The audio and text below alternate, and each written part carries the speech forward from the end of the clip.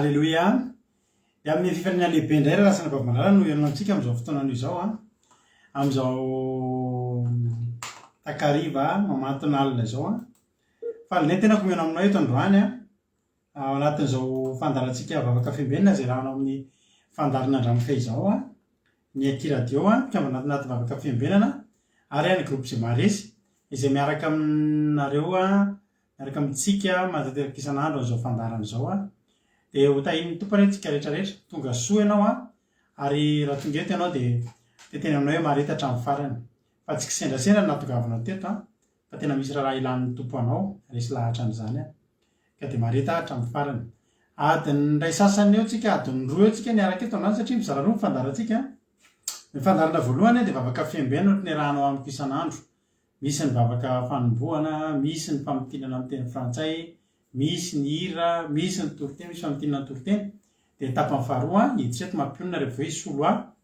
hitondram-bavaka kosa satria androany dia andro talata fitondrantsika m-bavaka ny fangataham-bavaka zay alefanareo ka tenareo zany hoe efa misokatra ny messengerako dia raha misy zavatra tianao entina m-bavaka entsika m-bavaka eto tsy tonoana eto koa ny anaranao fa za manana ihany hoe ho tenenina eto ny anaranao ny anaranao tsy tononona fa ny vavaka zay angatahana kosa no entina m-bavaka eto manana finoana fa zay vavaka amin'ny finoana koa raha hitondra izany fotoana izany tsika androany koa dia raha ianao vao tonga eto androany dia aza mihafahafa mandraisa toerana tsara dia andao hiaraka aminay araka le hira taloha iny andao mba hiaraka aminay ho any amin'ny fanjakan'Andriamanitra. Alleloia.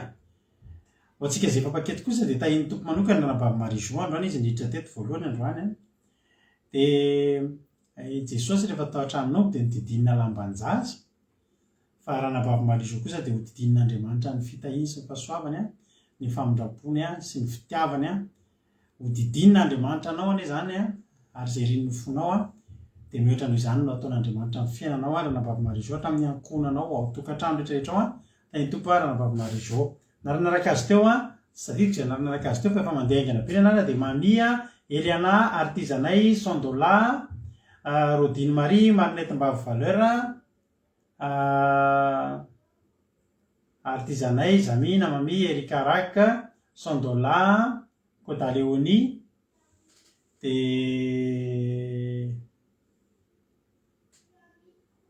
Rodine dia Ando Andry dia Tonga Soa Berthe Sava Erika Rak Mamy Sirandry Marie-Jo Soa Officialy Ando Andry Mama Valentina Verselina Tonga Soa Palreltovo Marinette Mbavy Valeur efa impiry teo voaravako Tonga Soa ianao Tina Rakotoary Zaka Fanilra Zapondramanina Kodanela Yama Suzelle Rosine izy alefa za mihitsiny somary mikorotana mantsy le zavatra hitako eto fa ilako tsiny indrindra aminareo ohatry ny mikorotana tena be rehefa andeha le anarina tato ato dia lasa misy tsy voatonoko izy alefa faharoa teo izy zao dia efa tsy voavahako zato le message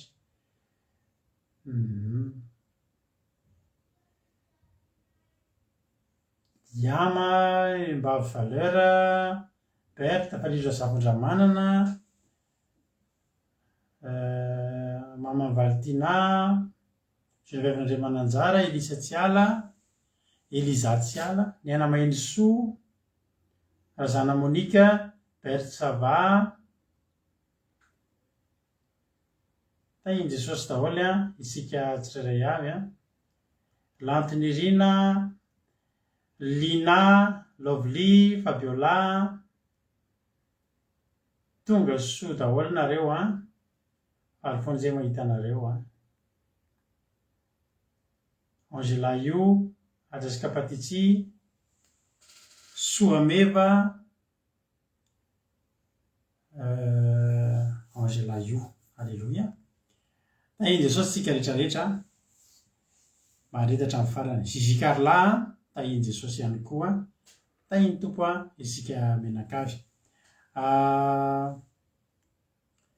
Mialohan'ny zavatra rehetra aloha dia ametraka ny fotoana eo am-piaratanan'Andriamanitra isika, ary ametraka ny fotoana eo am-piaratan'Andriamanitra isika dia ny androany moa ny vavaka fanomboana raha latojo mitondra ny ten'Andriamanitra na vavisiliana hitondra ny vavaka moa dia mampionona moa hitondra ny famotinana dia ifity. Androany ampandrotsika ny rahalantsika tojo Mikaela hitondra antsika anatin'ny vavaka fanomboana amin'ity androany ity. Tahiny tompo raha latojo anao ny fitenenana. Tain'i Jesosy pastera dia tain'i Jesosy koa tsika rehetra izay tonga soamantsara eto amin'ny fandarana vavaka fihebenana dia araka hivavaka antsika. Jesosy malalo, misaotra betsaka anao fa mbola tonga soamantsara eto indray Jesosy dia mahafinaritra aminay foana so fandarana satria dia tena hoe eto ianao miteny eto foana tena hoe azo zonay fahafinaretana mahafinaritra anay mihaino anao Jesosy dia tonga eto foana anay isan'andro Jesosy dia tena hoe tsy ataonao diso anjara mihitsy Jesosy fa dia omenao teny mamy dia mifandraika amin'ny fiainanay dia mampahery anay dia mampananay dia mampitsikitsiky anay dia tsara ny izany Jesosy. Izany Jesosy satria dia amin'ny isan'andro dia efa eo ny asa sy ny karazany tsy mahavizaka fa nisan'izao Jesosy zavatra mba mahafinaritra ny fanahinay indray dia tena hoe tiany feno am-pelantananao foana so fandarana tananao mahery ny omba so fandarana zao Jesosy dia ianao ny anendry lelan'ny mpanomponao azy hitondra ny teninao hitondra ny vavaka firenena eo zoko mampionona eo Jesosy fandarana rehetra ny toriteny indrindra dia tena hoe ny fanahinao masina ny asa eto Jesosy dia tena hoe ny ranomasina koikoriana ny fandarana rehetra ny telefonanay tsirairay avy ny connexion rehetra Jesosy angany mba andeha soamantsara ny zavatra rehetra Jesosy satria dia rehefa ianao no miteny Jesosy dia manatanteraka ny zavatra rehetra dia nganenao ny teny etindray Jesosy dia tena hoe manina anao anie Jesosy tena hoe tia Jesosy mifanatrianao miresadresaka aminao dia tena hoe hatreo feno zao fandarana zao Jesosy dia misaotra ny masina tiana anao rirany fisandratina dia anao rirany koa. Alleluia. Tiana amen. Alleluia. Mankasitraka indrindra raha latojo tamin'ny vavaka izay nentinao dia tahin'ny tompo anie raha latojo dia mahereza hatrany hatrany Andriamanitra manankiray mpahasoavana anay amaly fitia anao. Alleluia. Mialohan'ny hidirantsika amin'ny hira ary dia sady miaraba ny rantany Marie Charline fantainy lalany rina raha seny lasolofidera izy koa mbola tsy voarabako teo, izay mbola tsy voarabako teo dia Naela ihany koa. Tahiny Jesosy tsika rehetrarehetra ary dia andao arytsika hihaino famotinana izay entin'ny fitilo tsika famotinana amin'ny teny frantsay ny toriteny omaly dia avy eo tsika hihaino hira dia hihaino toriteny. Mihaino finaritra ary isika tsirairay avy fitia anao ny fitenenana.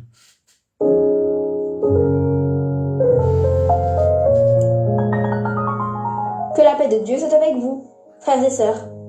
C'est avec grand plaisir que je vous fais aujourd'hui le résumé en français du sermon du lundi 30 mai 2022 qui nous a été partagé par notre sœur Ngunijin. Le verset que nous allons lire se trouve dans Actes chapitre 1 versets 4 à 5. Actes chapitre 1 versets 4 à 5. Voici les écritures en italique au nom de Jésus. Introduction. Ascension de Jésus-Christ. Retour des apôtres à Jérusalem. Au nom de Jésus.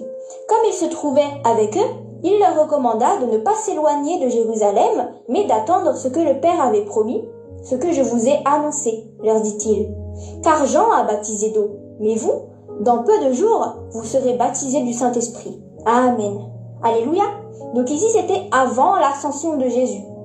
Et Jésus, il a fait une recommandation aux disciples.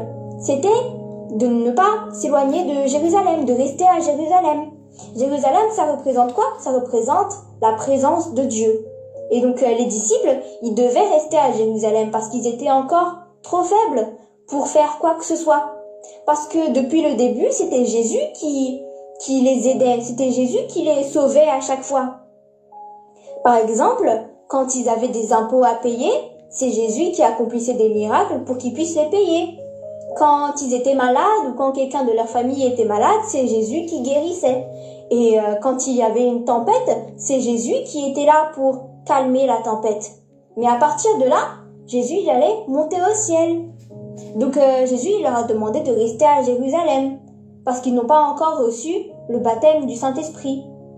Parce que entre le moment où Jésus il est monté au ciel et le moment où le Saint-Esprit il est descendu dans les apôtres, il s'est passé quelques jours encore. Ce n'est pas comme une course de relais où la personne qui court, quand elle a fini de courir, elle passe directement le relais à l'autre personne et la personne elle court à son tour. Non, il y a encore un petit moment à attendre pour les disciples avant de recevoir le Saint-Esprit. Parce que là, Jésus il leur a parlé 40 jours après sa résurrection. Mais la Pentecôte, c'est 50 jours après la résurrection de Jésus. Donc il s'est passé 10 jours entre le moment où Jésus il est monté et le moment où les apôtres ils ont reçu le Saint-Esprit, le baptême du Saint-Esprit. Toi aussi, reste à Jérusalem d'abord. Attends encore, parce que tu es encore faible. Tu n'as pas encore reçu le baptême du Saint-Esprit. Tu n'as pas encore reçu assez de force pour faire des actions spirituelles. Mais attends le Saint-Esprit pour pouvoir faire des actions spirituelles. Alléluia, comme des sermons par exemple. Donc Jésus il leur a dit d'attendre à Jérusalem et d'attendre ce que le Père avait promis. Nous aussi, le jour de la Pentecôte, nous allons attendre la promesse de Dieu. C'est ça qu'on attend de la Pentecôte. Et bien sûr, on attend le baptême du Saint-Esprit. Alléluia. Au verset 8, on lit « Mais vous recevrez une puissance, le Saint-Esprit survenant sur vous, et vous serez mes témoins à Jérusalem, dans toute la Judée, dans la Samarie et jusqu'aux extrémités de la terre. Amen. » Alléluia. Donc, quand on va recevoir le baptême du Saint-Esprit, c'est à partir de là qu'on va être des témoins de Jésus. Ça veut dire que n'importe où on va représenter Jésus. N'importe où on va, les gens autour de nous, ils vont voir Jésus en nous. À travers notre manière de parler, à travers notre manière de bouger, à travers tout ce qu'on fait. En fait, on sera un sermon vivant. On sera un sermon que les gens ils pourront voir. Alléluia. Et donc, grâce à ça, les gens ils seront convaincus. Les personnes autour de nous seront convaincues et ils vont venir à Jésus eux aussi. Alléluia. Donc, c'est là que Jésus il est monté. Il est monté au ciel. Donc, au verset 12 à 14, on va lire au nom de Jésus. Alors ils retournèrent à Jérusalem de la montagne appelée des Oliviers, qui est près de Jérusalem, à la distance d'un chemin de sabbat. Quand ils furent arrivés, ils montèrent dans la chambre haute où ils se tenaient d'ordinaire. C'étaient Pierre, Jean, Jacques, André, Philippe, Thomas, Barthélemy, Matthieu, Jacques, fils d'Alphée, Simon le Zélote et Jude, fils de Jacques. Tous d'un commun accord persévéraient dans la prière avec les femmes et Marie, mère de Jésus, et avec les frères de Jésus. Amen. Alléluia. Donc à partir du moment où Jésus il est monté au ciel, les apôtres, les disciples, ils sont allés sur la montagne des Oliviers et ils sont allés dans la chambre haute. Alléluia. La chambre haute, c'est quoi pour nous? C'est en fait notre spiritualité. Toi aussi, monte dans la chambre haute en attendant le Saint-Esprit.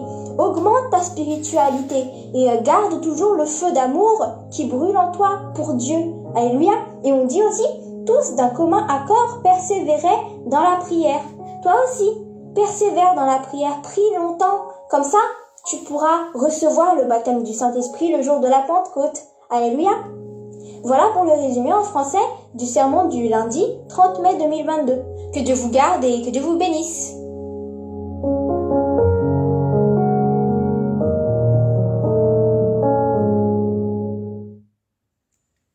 Alléluia. Makasitraka indrindra ny fititsika tao anatin'izay sosasosa mihitsy izay androany pity dia ho tahin'ny tompany ianao dia mahereza hatrany dia mivavaka foana zay mba omen'Andriamanitra fotoana foana ianao ahafahanao manao an'ilay famidinana na dia ho aza ny fianarana izay ataon'ny fity dia tahin'ny tompo dia mahereza hatrany Jesosy hamaly fitianao. Alléluia.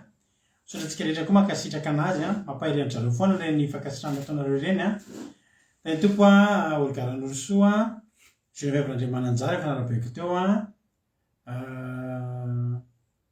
izay mbola tsy narabeko izay ihany ngamba mbola tsy hitako teo dia tahin'ny tompo isika rehetrarehetra ndao aloha tsika anao hira aloha tsika dia ao aorian'ity tsika hiditra avy hatrany amin'ny tenin'Andriamanitra zay hoentin-dranavantsika Selina. Patsivina avy efa misokatra messengerako any amin'ny messenger ny radio akira-doana dia fasanao ny fangataham-bavaka androany fa tsy any amin'ny messenger ny page akira-doana any amin'ny fitina any amin'ny mampionina fa ato amiko amin'izay to dia voavaky rehefa avy eo dia hoentinam-bavaka rehefa avy eo dia manana finoana rehefa mangata-bavaka ianao f'izay hivavaka amin'ny finoana. Tirira Albenja tahiny Jesosy Jonathan tahiny tompo hitody rahonosoa marina ty anahy halleloia. Zay vao miditra daholo ny ankabetsahany razana Monika tahiny Jesosy ihany koa. Daholo eto antsika tira mahafinaritra be ty fanolora-tena izy ty iteny amin'Andriamanitra ka raiso atompo fa teo mpanomponao halleloia. Ndao ary tsy hanao ny fiangonan'ny dehibetsika amin'ity hira ity no finaritra daholo.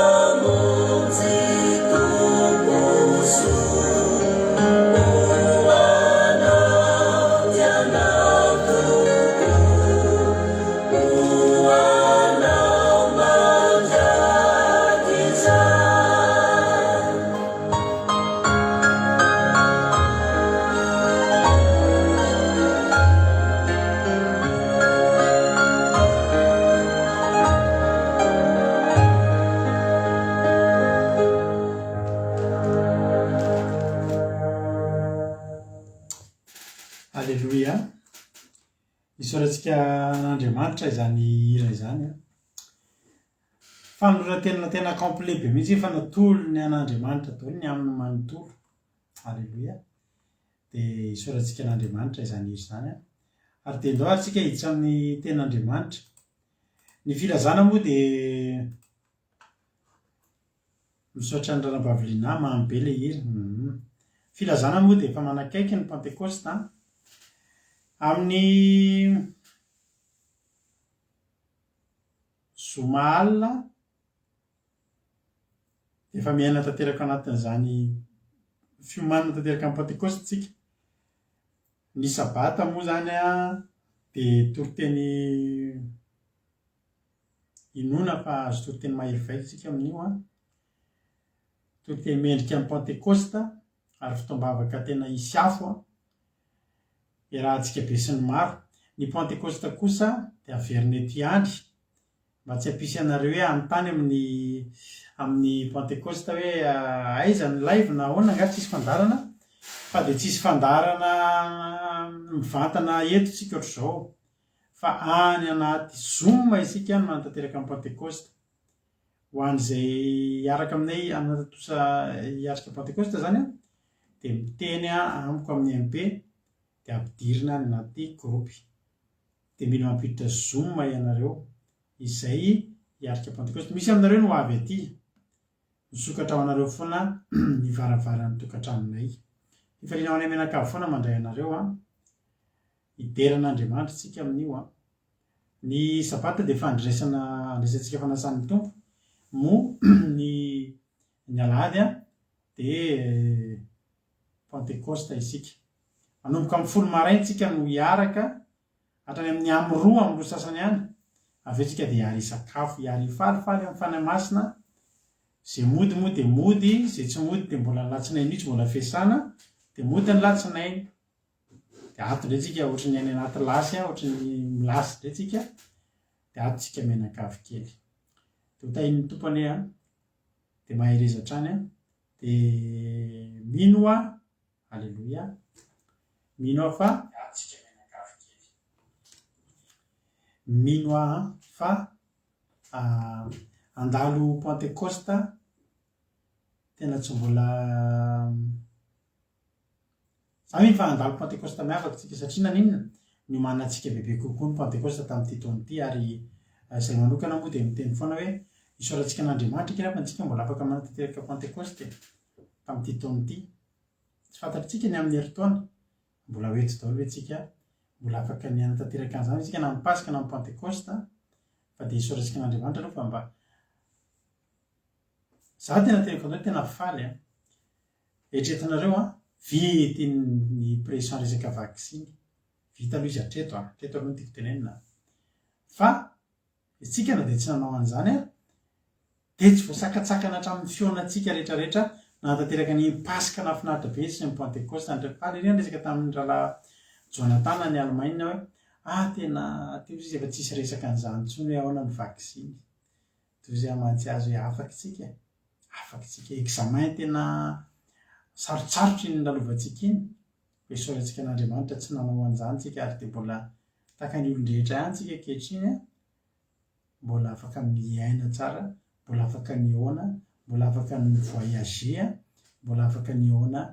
Ka dia nareo izay tsy ho avy aty a dia mampidira Zoom. Dia mandefasa MP1 dia andefasana lien nareo a. Alefa aminareo ny kody a sy ny numéro ny salon hidirinareo amin'ny Zoom dia ao anaty Zoom tsika tahaka ny tamin'ny andron'ny mpianatra. Tsy teny an-tsena izy nanao, tsy ny olon-drehetra nahita azy nanao Pentecoste fa ary zareo rery tao amin'ny efitra ambony araka ny tolotentsika maro.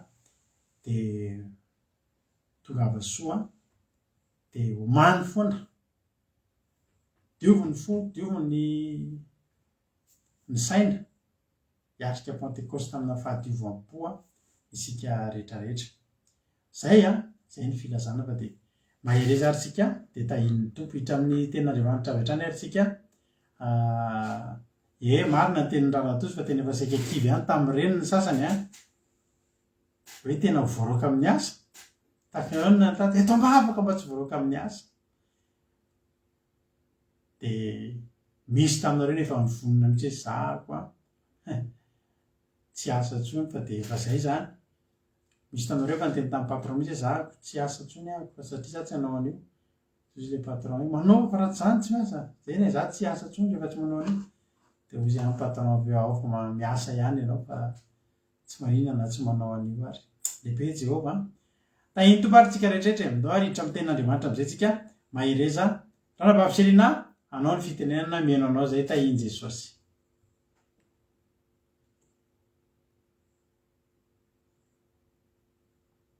Miandry kely tsika azafady miala tsiny indrindra. Mbola tsy mandeha.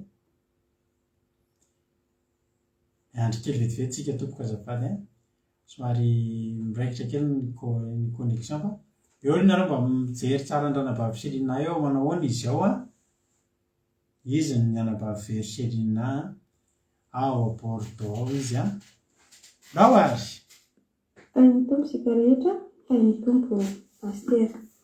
Dia manana fiadanan'ny tompo tanteraka ho antsika tsirairay avy amin'ny anaran'i Jesosy.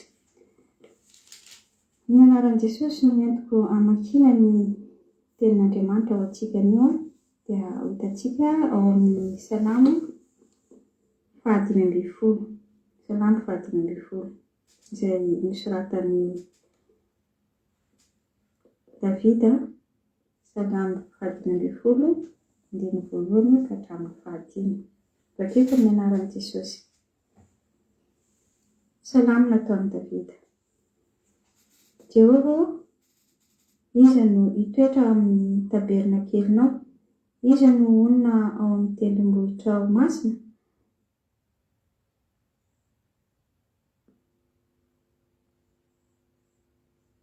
Mialatsiny indrindra tsy izay tsy io le izy tsy Salamo 5:20 akory le izy fa ialana tsiny fa tsy iny le izy fa ity le izy. Tain'ny pastera Zay fa nisy mifandiso kely amin'ny tompo amintsika rehetra. Resaka fahasoavana ary avana ny mandresaka izao fitenenana hamakina ny tenin'Andriamanitra izao. Avy hatrany moa dia jerentsika ao amin'ny Salamo 5:20. Alleluia. Bakiko ny anaran'i Jesosy. Alleluia. Alleluia. Miteraha an'Andriamanitra eo amin'ny fitoerany masina. Miteraha azy amin'ny habakabaky ny heriny. Miteraha azy noho ny asany lehibe. Miteraha azy araka ny haben'ny vonany. Miteraha azy amin'ny fitsofana ny anjomara. Miteraha azy amin'ny valia sy ny lokanga. Miteraha azy amin'ny aponga tapaka sy ny di.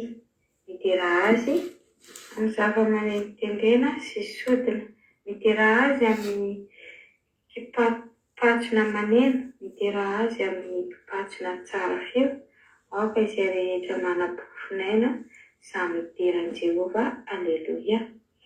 Ny soramandry moa dia Alleluia farany ao amin'ny Salamo 5:20. Amen. Androany isika ry havana dia hianatra hiteran'Andriamanitra. Hitera azy isika satria Andriamanitra dia mendrika izany tokoa ary isika dia matetika tsy mahalala hiteran'Andriamanitra amin'ny zavatra rehetra. Mitera isika rehefa matetika efa mahazo fahasoavana zavatra mahafaly foana no hiterantsika an'Andriamanitra. Efa tadidio ry havana tsy voatery zavatra mahafaly no hiteranao an'Andriamanitra fa na inona ny zavatra mandalo amin'ny fiainanao dia ankasitrao dia rao mandrakariva ny Andriamanitra ao. Jehovah Andriamanitra dia tia fiderana. Mahafinaritra azy ny mahitantsika hoe mifaly, miravoravo amin'izany fiainantsika izany rehefa miaraka aminy. Tsy hoe rehefa manao fiainan'izao tontolo izao na dia miravoravo, manao fisotroam-be, ny fifohana sy fandihizana amin'ny endrika tsy miendrika eo anatrehan'Andriamanitra, tsy ihany ny fideranan'Andriamanitra, fa ny fideranan'Andriamanitra dia amin'ny fomba miendrika sy izay fomba ampianarany atsika mandrakariva ao amin'ny soratra masina no entintsika hiderana azy. N'inona zavatra mandalo amin'ny manodidina anao dia dera ho azy ankasitrao izay zavatra rehetra mandalo amin'ny fiainanao, fa fotsiny manana an' Jesosy, manana ny finoana lehibe ao anatinao, fa misy an' Jesosy ao anatinao dia manintena ny zavatra rehetra ary mahazo hery sy tanjaka foana anao ao anatin'izany rehetra izany. Feno fifaliana, mahafinaritra ry havana ary maharavoravo ny miaraka amin'ny Jehovah Andriamanitra ao, miaraka amin'ny finoana ao amin'i Jesosy Kristy ao anatinao, dia tena hoe maharavoravo ary amboaro ny fo, ny fanahy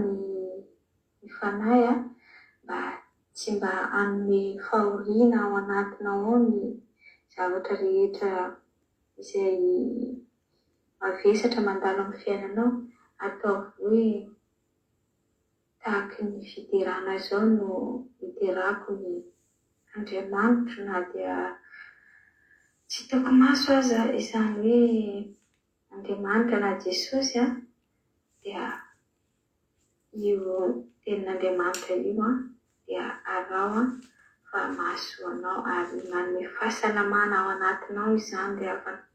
Indrindra ianao efa marary fo io, ianao efa tsy hitanao intsony izay alehanao dia io fiderana io fanafody tsara indrindra nomen'Andriamanitra antsika. Minoa an'Andriamanitra ry havana fa rehefa mino azy ianao, midera azy, mankalaza ny anarany, dia hitanao tokoa ny fahamarinan'ny finoanao ao anatinao. Jerentsika moa eo amin'ny Salamo 1:3 entintsika mampahery sy manamafy izany ny fiderana tokony ataontsika izany. Ao amin'ny Salamo 1:3 andiny voalohany ka hatramin'ny 5 no fafitsika. Anaran'i Jesosy. Fadikin'izay manan'Andriamanitra ho mpiaro na dia be aza ny fahavalony. Salamo nataon'i Davida fony izy nandositra any Absaloma zanany.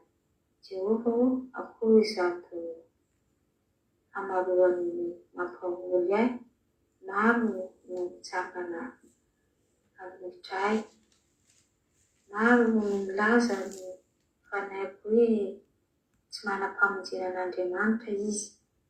Kanjo ianao Jehovah no hampinga manodidina ahy, voninahitro sy fanandratra ny lohako.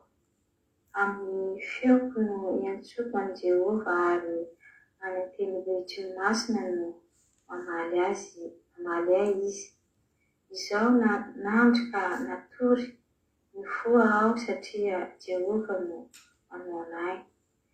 Tsy matahotra olona alin'alina aho izay milahatra hanodidina hamely ahy. Amen.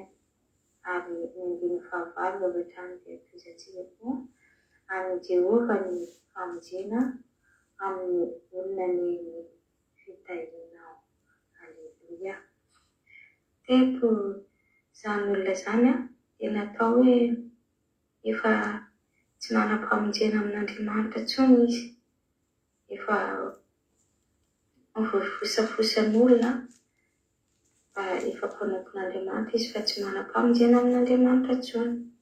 Fa izy dia nahay midera an'Andriamanitra, nahay miantso an'Andriamanitra tamin'ny feo avo indrindra, tamin'ny feo maheriny miantso an'Andriamanitra ary midera azy dia Andriamanitra miaino ary nanoana azy tamin'ny rehetra izay nataony. Ka araky ny soramandry hoe ny fatokinan'izay manan'Andriamanitra ho mpiaro na dehibe aza ny fahavalony dia matokisa ianao fa tsy maintsy hovonjen'Andriamanitra foana rehefa mahalala midera azy mahalala makasitraka ny zavatra rehetra ataony aminao ary ianao efa mana foana amin'ny fiainanao fa tsy maintsy misy fitsapana mandritra ny androm-piainanao rehetra fa dia mila midera mankalaza mankasitraka ny zavatra rehetra ataon'Andriamanitra aminao dia hamonjy anao Jehovah Andriamanitra ao Jesosy Kristy dia miaraka aminao foana rehefa ao anatinao izy rehefa avelanao hoe miaina ao anatinao ny fanahy Jesosy ny fanahy masina dia atsiaro izany fahasambarana ao anatin'ny fideranan'Andriamanitra izany ianao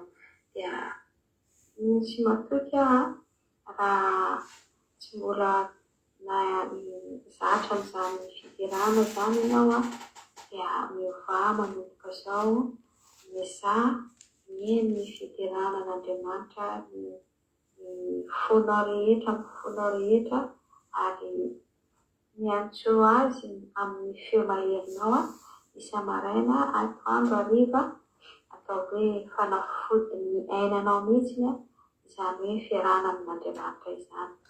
Dia mankasitraka antsika rehetra maharitra ny toriteny foy eto dia fiadanan'ny tompony ao amintsika rehetra ary misaotra Jesosy Kristy antsika amin'ny zavatra rehetra koa ny namonjeny antsika dia iteran'Andriamanitra antsika manomboka izao ary na inona ny entana besatra entina dia terao foana Andriamanitra mahery izy ary ava-malala fa tsy hamelanao irery izy hamonjy anao izy ary hanohana anao amin'ny zavatra rehetra dia mahery izy isika rehetra mahery izy ary ava-malala.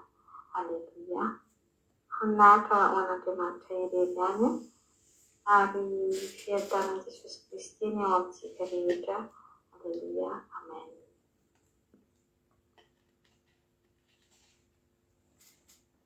Aleluia.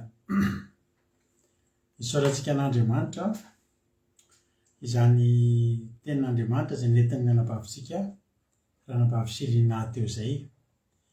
Dia Andriamanitra manankarem-pahasoavana anie raha nabavy Sirina maro fitianao ary dia tongava amin'ny ambony indrindra dia toy izy foana fa mahafinaritra ny asan'Andriamanitra amalo fitianao manokana ny Jesosy. Aleluia. Sotra tsy nadeo azy ny adidy aman'andraikitra ao an-tokantrano ao dia tsy adininao rehefa tonga ny anjaranao dia vitanao ny anjaranao ka dia mankasitraka. Za matoky fa tsy ho very maina akory ny fotoana laninareo anaovanareo asan'Andriamanitra hafa amaly fitianareo tokoa ny Andriamanitra ary misaotra anareo koa izay mankasitraka anazy fa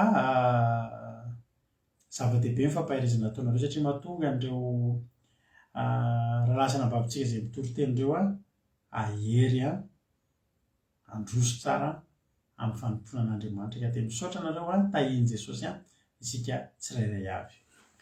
Salamo fahadimapolo amby zato no fidiny teo androany aleloia farany. Ny salamo dia tononkira ary samy mitondra ny anjara birikany tao daholo nanoratra tao amin'ny salamo tao daholo na ry Mosesy na ry Solomona na ry Asafa na ry Davida samy nandefa ny vetsovetsom-pony hainareo tsika salamo io dia tononkira io tononkalo izay miloaka vaoapo tadidinareo ve tsika nisy toriteny teto indray sabata dia saminy nanoratra ny salamo teo daholo andrasika hoe publieko indray izay zavatra izay rehefa avy hoe publieko indray izay publication izay fa izy avy ny teto nahafinaritra mamaky ny salamo soratanareo tany hoe le salamo amin'io le hoe izay tao anatin'ny fonao vokatry ny fitiavanao izay toraponao samy nanoratra daholo tsika tao ny teny hoe isaky ny fitiavako anao Andriamanitra dia tahaka ny fitepon'ny foko isaky ny mitepony foko dia tianao betsaka ny zavatra soratanareo teo samy nareo mpijery nanaraka teo tamin'izany ry tojo teo tamin'izany samy nanoratra ary tsisy nariko sy tsy navelako verina ry ary fa ny commentaire na rehetrarehetra teo dia natambatro dia netiko nataoko teo anaty publication anakay dia ndazo nge fa rehefa avy eo vita ny fandahana dia tedezahako tediavina iny dia publieko dia samy mamakiny anazy indray fa mahafinaritra iny fotoanantsika andro sabaty iny andro sabata mihitsy iny somefa betsaka taminareo teo ny teo efa teo koa imary zao tamin'iny mahafinaritra tamin'ireny mahafinaritra izy iny namaky ny salamo nataonareo teto ny salamo dia mirakitra zavatra be misy fideranao misy fitarainanao misy ohatrany karazana ohatrany hoe tangolaza fandazana amin'Andriamanitra ao misy tena hoe tena hoe famoahana ny tany anatin'ny fo ary ny salamo teto dia ny faranana nasian'Andriamanitra ny faranana tamin'ny fideranany anarany halleloia ny zavatra rehetra ataontsika dia tokony efara amin'ny fideranan'Andriamanitra foana ole tenin'Andriamanitra amin'ny salamo 126 naoka izay rehetra manam-pofonaina samy hideran'i Jehova ary tsika dia ampahirezin'Andriamanitra mba hidera azy foana halleloia mba hidera azy amin'ny zavatra amin'ny fotoana rehetra hoy zay Andriamanitra hoe misaora ny tena Andriamanitra misaoran'Andriamanitra amin'ny zavatra rehetra ny salamo farany tia dia fisaorana an'Andriamanitra fiderana an'Andriamanitra raha vakina ilay izy dia mivaky toy izao hoe halleloia mideran'Andriamanitra amin'ny fitoerany masina eo amin'ny fitoerany masina mideran'Andriamanitra eo amin'ny fitoerany masina voalohany indrindra zany rehefa hideran'Andriamanitra tsika dia mideran'Andriamanitra amin'ny fahamasinana manaja an'Andriamanitra tsy hoe mideran'Andriamanitra tsika dia regarega na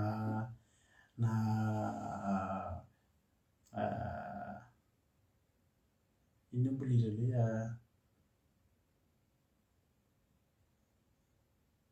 inona mbola misy le fiderana ireny tsy fiderana moa zany azafady le hira mihetsiketsika n'izao tontolo izao ireny eo amin'ny fitoerany masina Andriamanitra no miandry ny fiderana avy any aminao halleloia amin'ny fotoana rehetra zany mideran'Andriamanitra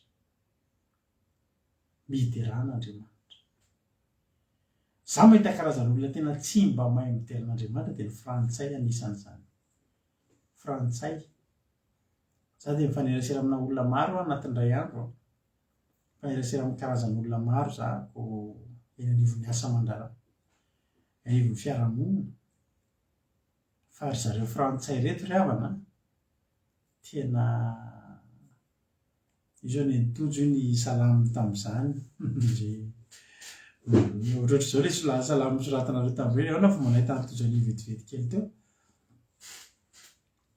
izy tsy tara mihitsy izy amin'ny zavatra ohatr'izao reny zao ny azy tamin'ny nitojo teny efa ela iny tsy efa tamin'ny roa taona reny raha tsy diso tsy tadidiko intsony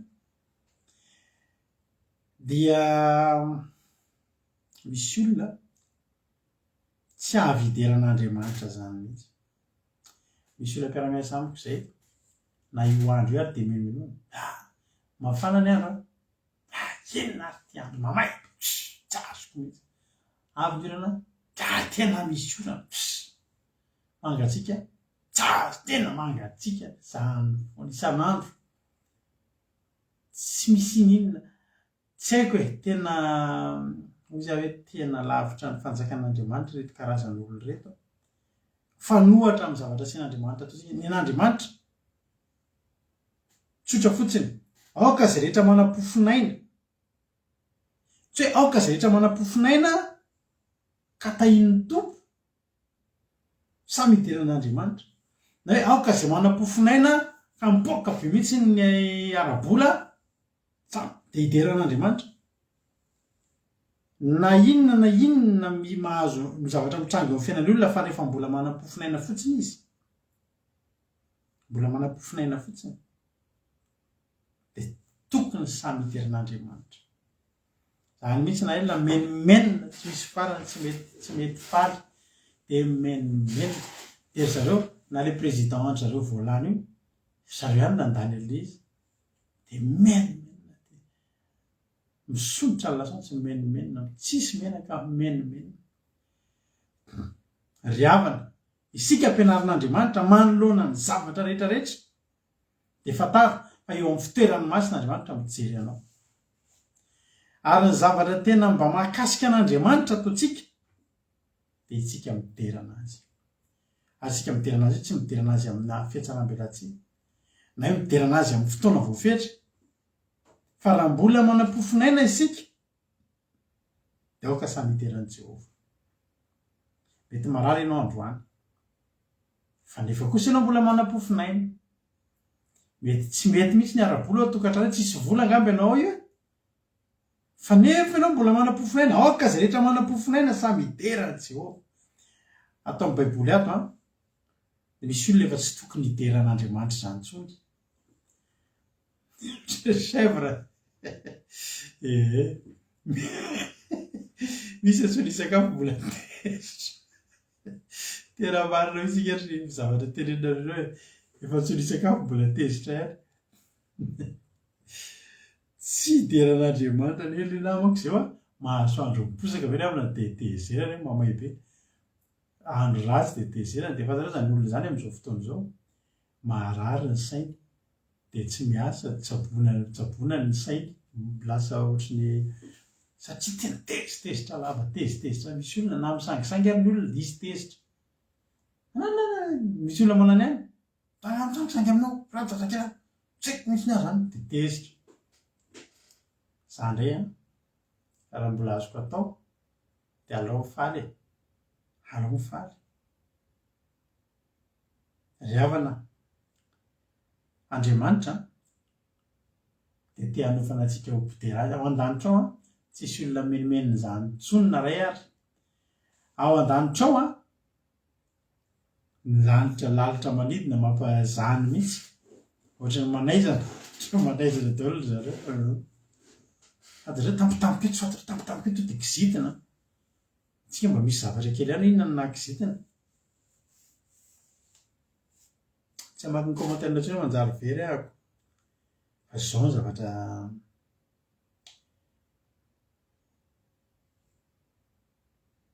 Andriamanitra ao an-danitra ao dia ny olona tonga ao an-danitra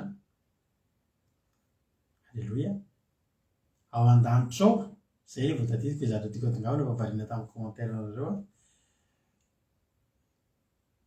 tsisy olona na dia ray ara menomenona izany intsony any an-danitra tsy mahay menomenona izany midera 24 heures sur 24 7 sur 7 indrindra rehefa aoka ao an-danitra ke mbola mitandrina mbola rehefa tonga ny sabata mbola mitonga eo amin'Andriamanitra tsika eo tendrombohitra masina manome voninahitra an'Andriamanitra midera sy mankalaza an'azy fa ao an-danitra ao ny rehetrarehetra tonga ao efa midera an'Andriamanitra ary misy fanadinana eto amin'ity tany ity ary fanadinana eto an-tany io ianarana io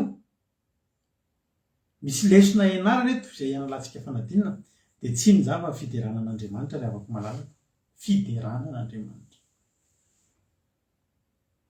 ho tena Andriamanitra hoe miderana Andriamanitra amin'ny fitoerany masina midera azy eo amin'ny habakabaky ny heriny midera ianao mba amin'ny fahamasinan'Andriamanitra midera ianao eo ambany herin'Andriamanitra andininy faharoa efa misy fotoana rehefa mitorana izy ity dia azavaiko anareo izy ity fa misy mbola tsy naheno mantsy zao le teny midera azy no ny asany lehibe midera azy no iaben'ny voninahiny io zavatra io dia zavatra roa samy hafa efa azavaiko foana ity fa mbola azavaiko indray andro azy satria misy fanareo mbola tsy naheno amin'ny teny anglisy io teny io reo teny andininy faharoa dia misaraka roa mazava tsara ilay midera azy no ny asany lehibe amin'ny teny anglisy nareo izay any Canada any États-Unis dia io le atao hoe praise midera azy no ny asany lehibe le faharoa indray midera azy no ny haben'ny voninahiny io indray le atao hoe worship zany hoe samy midera ihany le izy fa misy heviny roa samy hafa le hoe midera azy no ny asany lehibe dia satria nisy asan'Andriamanitra angeza-peny sy teo amin'ny fiainanao dia mahatonga ny olona miteny manao hoe praise the Lord praise tena hoe tena fiderana tena tonga dia any anatin'le tena le faly be anao tena manandratra be noho ny zavatra zay mitrangy noho ny asany lehibe afaka fanadinana ianao vitany mary azonao afatrosy ianao afaka tsotatro avy zay zavatra rehetra mipoka tandry tonga de ozy anao hoe tena aleloia deran'Andriamanitra noho ny asany lehibe midera azy noho ny asany lehibe misy zavatra mitranga zany ao amin'ny fiainantsika misy zavatra mipoka misy zavatra mahafinaritra misy zavatra mamirapiratra misy zavatra azotsika misy valimbavaka tonga misy tsy fantatro avy de ozy Andriamanitra hoe midera azy noho ninona noho ny asany lehibe azavelanao mandalo zany reny fa miderana Andriamanitra hoe misaotra aleloia misaotra Andriamanitra tamin'le zavatra zay nataonao ny midera azy fandroa indray a araka ny elabe amin'ny voninahiny io indray le worship io indray zany a midera azy iandry tsy noho ny asany lehibe tsisy zavatra azonao fa midera azy araka ny be amin'ny voninahiny satria mendrika io derana ihany aleloia azonao zany hoe tsy mety amiko ty zavatra ty zao ve ny fiainako nefa idera azy ihany satria zao lehibe ny voninahiny Abakoka nge fantatsika tsara haitsika tsy enjery ty teny ty Abakoka 7 andiny 17 Abakoka 7 andiny 17 ole tenin'Andriamanitra hoe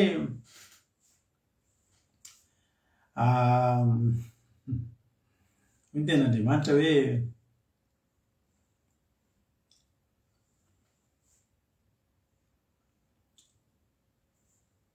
Abakoka 7 andiny 17 ahoana azy izy na fa na de zany zavatra fanohatra zany fa na de ratsy azy izy de tiako ihany ohatra fa na de nona za de za tsy hinana ohatr'izay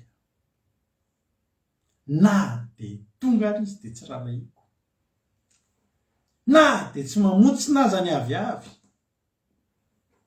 zany hoe zany a isy zavatra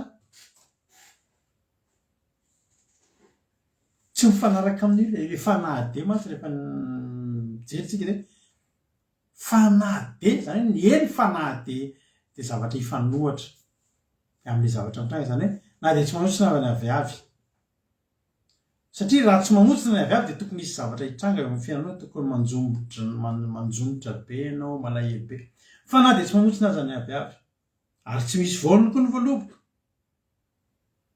na de mahadisy fanatirana aza ny oliva ary tsy mahavokatra hoanina ny sa na de vonoina aza ny ondry sy ny ondry ao ambala sy ny omby ao am-pahatra andiny 17 de isy fanatenana ny devoly de nefa na de tsy mamontsina aza ny aviavy tsy mamontsina miaraka an'le tany tsy mamontsina izy io hoe hoaiza nefa nareo hoe ary na de tsy misy voany ary volomo de mbola hoaiza ihany tsy mahalala ary na de mandisy fanatenana azy nareo mbola aiza ny azo anareo ozy ny devoly ary na tsy mahavokatra hoanina aza ny sa nga zay ihany na de vonona aza ny omby de ninona koa de ny omby ary ny ozy mbola aiza ny azo anareo reo mpivavaka reo e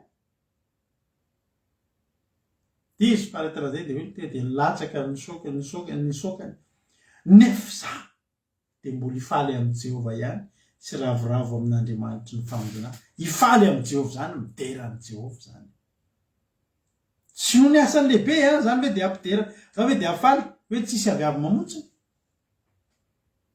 aleloia tsy roko avomela aminareo zany hoe tsy namontsina mihitsy ny aviavy tsy zay le izy fa io le midera azy araka ny habean'ny voninahiny Andriamanitra ray avana inona zavatra mitrango amin'ny fiainantsika de fataro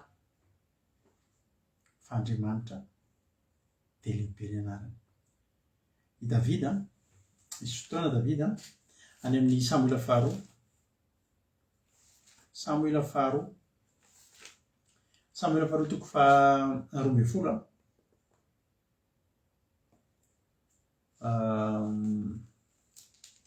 Samuela faharoa toko roa ambin'ny folo bakitsika dia andiny fahavalo ambin'ny folo.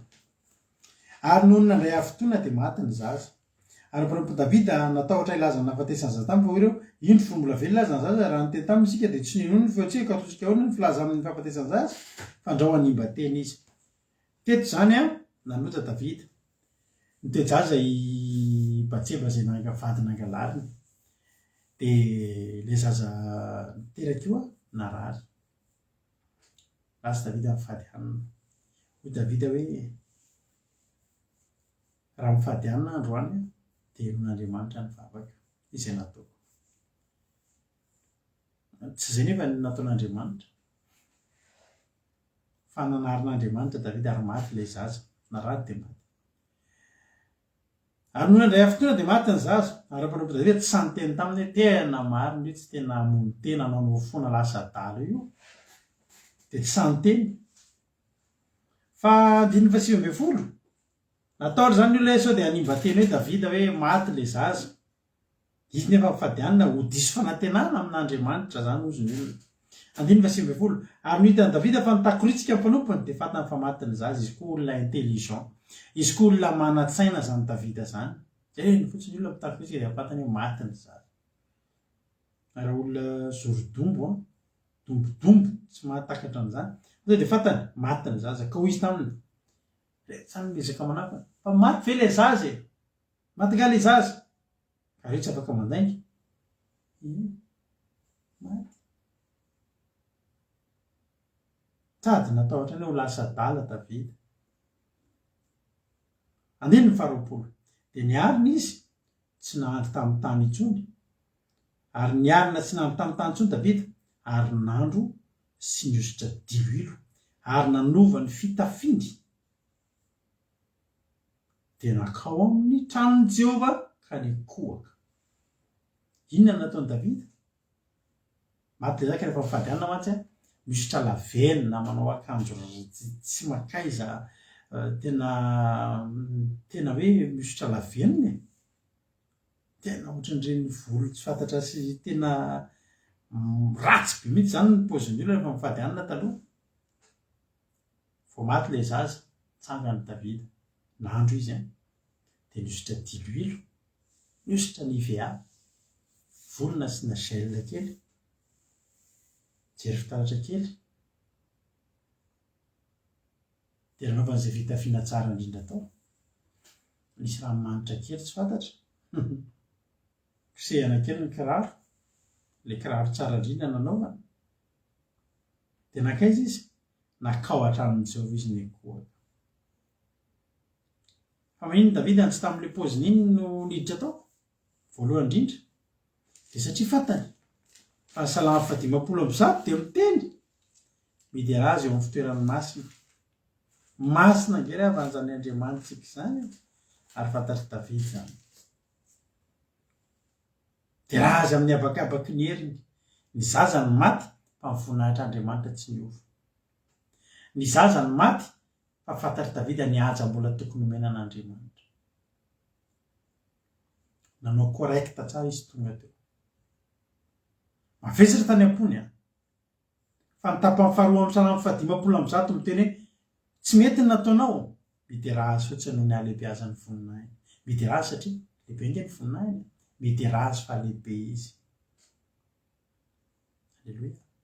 Izay zavatra izany nahatonga ny Davida ho lohany mpitarika an'izany fiderana zany. Satria nahoana? Ao anatin'ny zavatra mafy mbola mipotra fa olona mpiderin'Andriamanitra izy. Ny atao hoe mpidera rehefa ohatra tsika teny tena mpandro mahay ianao ramatoa dia ohatra efa zavatra tena tsy tokony hatafavoahanao sakafo tsara ny zavatra ampelantananao fa mbola tafavoahanao zavatra tsara.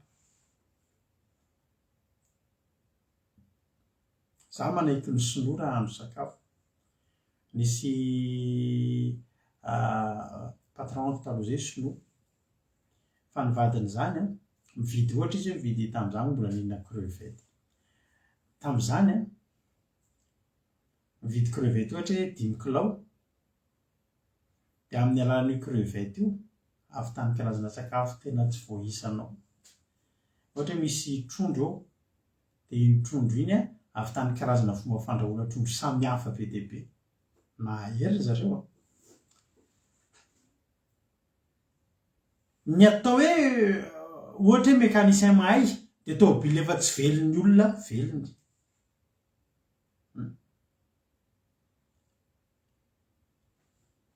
mpanao gâteau mahay nisy fotoana zay nanao gâteau efa tenenainareo efa vita efa paty ara-dalàna izy voadininy nanao an'le menaka bolongana paty voadinina izy le cousin-ko nanao menaka fa mbola velona ihany zany mbola velon'le mpanao gâteau nanaovana gâteau ihany zany zary tiako atongavana dia zao raha eo amin'ny fotoana hideran'ny olona rehetrarehetra hoe misy zava-mahafaty andao hidera sanatry daholo ny tanana tsisy tsy mahay midera ry havana tsy misy tsy mahay midera zay tana Davida angery havana efa niavaka ihany aloha izy rehefa tonga teo amin'ny fiarany tonga teo Jerosalema fanekena no tonga any amin'ny Samuela faharoa fahaenina misy an'izany andininy fahaenina amby folo any no tonga teo tanàna Davida amin'ny fiaran'ny Jehova dia nitsidika teo am'varavarankely Mikala zanakavavin'ny Saoly ka nahita Davida mpanjaka nibitaka sy nitsinjaka teo anatrehan'i Jehova ka dia nikizaka azy taolokolo izy nibitaka avolazan'ny ten'Andriamanitra ary fa nanary lamba tahaka ny adala tsy nanan-kenatra Davida zay ny tenin'ny Mikala ary io Davida te ao anatrehan'i Jehova izay nifidy noho ny rainao sy ny ankonananao rehetra ka nanendry ao mpanapaky ny Israely olon'i Jehova eny teo anatrehan'i Jehova nitsinjahako ary mbola hivazina kokoa noho izany aza ataoko tsinitsinina ny tenako nefa hiaraka anam-boninahitra amin'ireo tovavy natsoina kosa teto zany zava-nahafaly be no mitranga tena zava-mahafaly dia tany amin'ny zava-mahafaly misy olona efa eo amin'ny zava-mahafaly mbola zarara mihetsika andao hideran'Andriamanitra omelaka mividy rany manditsika raha misy manoatra zao omelaka mividy rany tarehany amin'iny tsy mety mitsika omelaka mividy rany andao mba handeha omelaka mividy rany omelaka mividy rana misy olona ohatr' zany andao mba handeha tena alefa asy le tanany ano moa le hira le hoe le fahasaliny tanana zao dia tsy avy hetsika mihitsy reny olona zany tokony manao ezaka satria ny amin'ny fotoana efa tokony hifaliana mbola inona le hira tena mihetsiketsika tena fataontsika mihetsiketsika be reny le hira antaresiny ranabavy Marizo misy hira tena mihetsiketsika tena efa tena tokony any amin'le tena mihetsika mbola tsy mihetsika ihany ny olona dia reny olona reny tokony manomboka manao ezaka fa teto noho reny Davida zava-mahafaly Davida nihetsika tena narina ny lambany tena hoe bitaka zany ngeravana tena tsy mahalala menatr'olona tsony zany tena mibita izay fandiona fandia miaramila na inona fa zao faly fotsiny vatra mahita olona manao an'izany aezika tsy ho any tanana lay ho any lohana nananany tsarane iny iriny mifaly miravoe mahavotratsike aetsika tsy ho any tanana dia mihetsiketsika tany neny sasany aetsika tsy ho any tanana atolatolay ho any lohana lay zany tsy azony tare tsy faly mihitsy io reny tokony manao ezaka Davida tetsy tena atao anatin'ny fotoana hiderany zany zay raha midera ozy izy dia jerenao tsara teo Davida salamo fahadimampolo amby zato andininy faharoa tapany voalohany iny dia razo ny asany lehibe ka tonga ny fiarany fanekena fa jerentsika amin'izay Davida any amin'ilay maty le zaza mbola inona tsy nandia izy fa eo izy nideran'andro nekoaka nakao an-tranon'Andriamanitra dia nekoaka izy tena nytemboramora fosiny Andriamanitra lehibe ianao dia raiko ianao ary lakilera natao mampinoina tahaka izay ataontsika izy hoe na ela tsy raha mampino moa zany fa ira afaka milefa mitarika fotoana na ela tsy zaganya ny alahelo anatiko ao ira mahafinaritra rehefa ataony izy mahakasiky nomposarotra meko alleloia reny tonga eo am'le any abako hoe na de tsy mamontsy na aza ny aviavy ary na de maty aza le zaza de ahoana ny avakoka nefa zaho izy izy aninona nefa za de mbola hifaly am' Jehova ihany sy ravoravo amin'Andriamanitra ny famonjena satria takatry iavakoka fa ny salamo fadimapolo amby zato manrisika atsika tsy ala eo avatsika ny fideranan'Andriamanitra ny fideranan'Andriamanitra tsy tokony ala eo amitsika raha mbola eo koa ny fofonaitsika satria ny tena rano ka zay rehetra manam-pofinaina hidera azy midera azy amin'ny fitsofana anjomara amin'ny valisy ny lokanga amin'ny ampongatapaka sy ny di miatsika mihitsy zany na ampongatapaka sy ny di misy fotoantsika tsy manana zava-maneno tsony fa ny vatantsika sisa no ahetsikatsika manditsika eo an'Andriamanitra de tsy mahay miteny de mandia midera azy amin'ny lokanga amin'ny ampongatapaka sy ny di amin'ny zava-maneno tenena sodina amin'ny kipantsona maneno midera azy amin'ny kipantsona tsara feo reto zava-maneno reto de zao zava-maneno malaza teo amin'ny jiosy anjomara zany reto avy ny zavatra reto mandesana ambaratonga anio ny anjomara ny valia ny lokanga de karazana zava-maneno lafolafo vidy reo ary tsy voatery ny olona rehetra ny anana an'ireo ary misy fahasairanana manamboatra an'ireo fa reo zava-maneno reo zany hoe avoay le tena izy ozy Andriamanitra ny fitsofana anjomara amin'ny valitana ny lokanga Jesus avoay ny valima sy ny anjomara reo nazavady ny lokanga sy ny anjomara de matetika reo falefa fampiasaina rehefa misy fifaliana misy fifaliana antsika zany rehefa famadiana papampo izy tsika fa tsika tsy mamadika taloha tsika manao an'izany tao tsy fahalalana aizany zanadrazana de fa anjomara re zany fampiasana rehefa amin'ny fifaliana ny valia indray ampiasaina rehefa amin'ny fandrotsorotsiana na resaka mety ira malahelohelo tsy malahelohelo moa zany fa le mangingina reny valia koa ampiasaina zany hoe le zavatra io zany kategoriana zava-maneno ambonimbony karazana sy lafolafo vidy reo anjomara valia lokanga raha manana andreo anao de avoay mandoline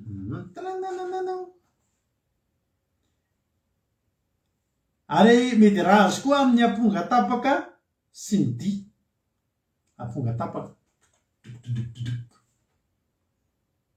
midera azy amin'ny zava-maneno tendrena sy ny sodina amin'ny kipantsona maneno mety areo ohatry ny vy anankiroa ohatry ny vy fisaka anankiroa le fampiasan'ny sokamozia any gouvernement hoe retany dranay le vy anankiroa ohatry ny safa anankiroa akatselatra reny akasoko reny ny kipantsona maneno sy ny kipantsona tsara feo zara tiana tenana andrany de zao ze eo an-tananao tsy hoe ndray andro nahita publication teto amin'ny Facebook misy ry rangazy nanao hoe tany amin'ny kaikaiky faranataony hoe za zany mba tianao réveillon hitendry zava-maneno fa mba mangataka aminareo ezaka de ataony hoe liste le zavatra reny mila sono complet mihitsy anao réveillon reny zany zao tsy mety ohatran'ny sarom-bolany enina ohatran'ny sarom-bolany anankiroa fa mitambatra ny kipantsona maneno ohatran'ny sarom-bolany anankiroa de atambatra amina tady anankiray de tsy misaraka izy fa samy atanan'le olona de sady mandeha manao an'iny zay ny tsy pantsona dia zao zany misy ale olona intsy a mila sonao complet mihitsy izy vo hiteran'Andriamanitra fa ny tenin'Andriamanitra eto dia zao eo aminao ve ny anjomara sy nyvarisy ny lokanga dia rao Andriamanitra tsy misy afa-tsy aponga tapaka ampiodia alleloia fa zao Andriamanitra tsy maintsy dia raha itsika tsy maintsy misandrana eny e misy fotoana range ao amin'ny baiboly ao a misy zava-maneno le korintsana iny ny mpamina ny vavy ny tena mpampiasan'iny le le voatavo ao a dia asiana fasika asiana zavatra natany voatavo maina dia korintsana be dia be koa ny olona manao andreny dia korintsana anisan'ny zava-maneno a fampiasan'ny mpamina ny vavy ao amin'ny baiboly ary sarotra mahazo azy sarotra mahazo azy sarotra mahita an'izany nefa afahanao miteran'Andriamanitra amin'Andriamanitra koa tsy hoe kipantsona maneno na korintsana ny ampiasainao dia miova ny fahitan'Andriamanitra anao fa le toe-ponao inona ny eo an-tananao misy fotoantsika tsy misy afa-tsy tehaka tsisy zava-maneno fa zao fotsiny Andriamanitra tsy maintsy misandratra ary tian'Andriamanitra izany isika dia miofana raha tsy hainao ny mideran'Andriamanitra eto an-tany sarotra aminao hideran'Andriamanitra rehefa ny an-danitra ary ny tena ahitananao fa olona mpidera ianao ao amin'ny fotoana tsy afahan'ny olona midera ntsony ianao mbola midera ihany tany hoe fandarana misandrata eminao rehefa zoma ariva tao mampiony io fandarana misandrata iny a dia natokana moa zany natao hanandratana an'Andriamanitra fotsiny tsisy fitaraina anao tsisy fa tena hoe mideranao zay Andriamanitra manandratra misandrata mba fantatra ahoana ny etombohan'izy iny voalohany indrindra aloha mampionona tany Madagasikara taloha efa manana fandarana mitovitovy amin'iny foana ataony any amin'ny radio rehefa andro lahady alina lahady ariva dia amin'ny radio izy a amin'ny japon dia manao ohatrohatra an'iny dia avy eo moa rehefa nisy ty fandarantsika ity dia velomindray ny fandarana atao hoe misandrata fa zao a rehefa velona namorona ny fandarana izy taty dia zao ny zavatra mba teneniko anareo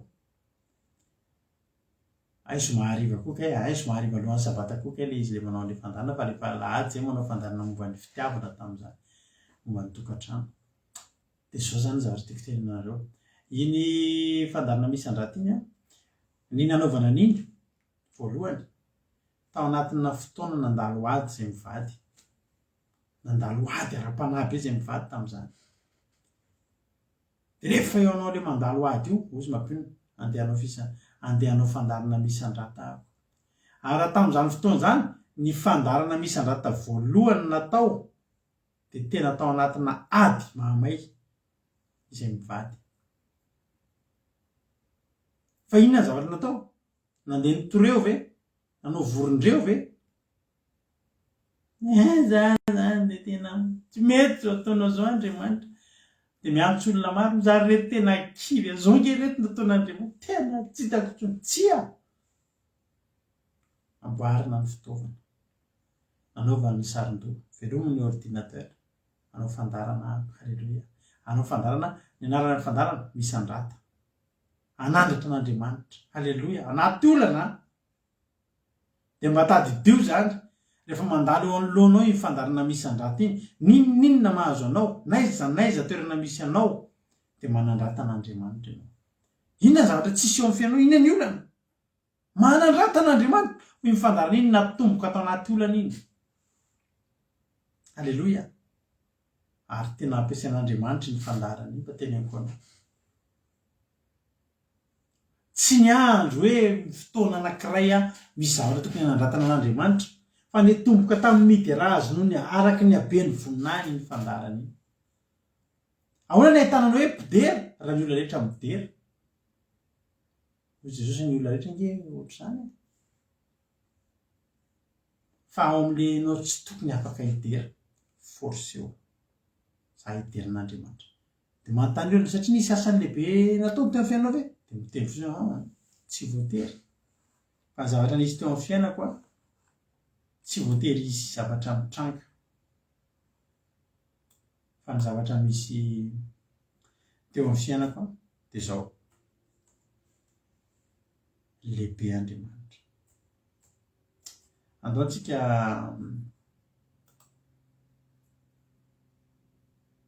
tsy avelantsika andalo fotsiny andaontsika tena ame voninahitra n'Andriamanitra ry afaka mandalo andao tena mampiasaitsika amin'ny lafiny tsara io salamo 1:30 ary tsy anaikitsika raha tsy sandratra amin'ny fiainantsika Andriamanitra na inona zavatra lalovanao za teteny aminao miteraha azy fa lehibe izy raha hainao ny mideran'Andriamanitra tahaka ny Habakôky io hoe tao anatin'ny mafy mbola mifidy ihany izy na nina safidy anankiroa Habakôky reo ny zava-nisy tsy mamotsina ny aviavy tsisy voniny voaloboka mba diso fanentanana ny oliva tsy mavokatra ny sa maty ny ondro maty ny omby tsisy omby ao ambala tsisy omby ao ambahatra manana safidy anankiroa izy andeha angorera hitomany hitaraina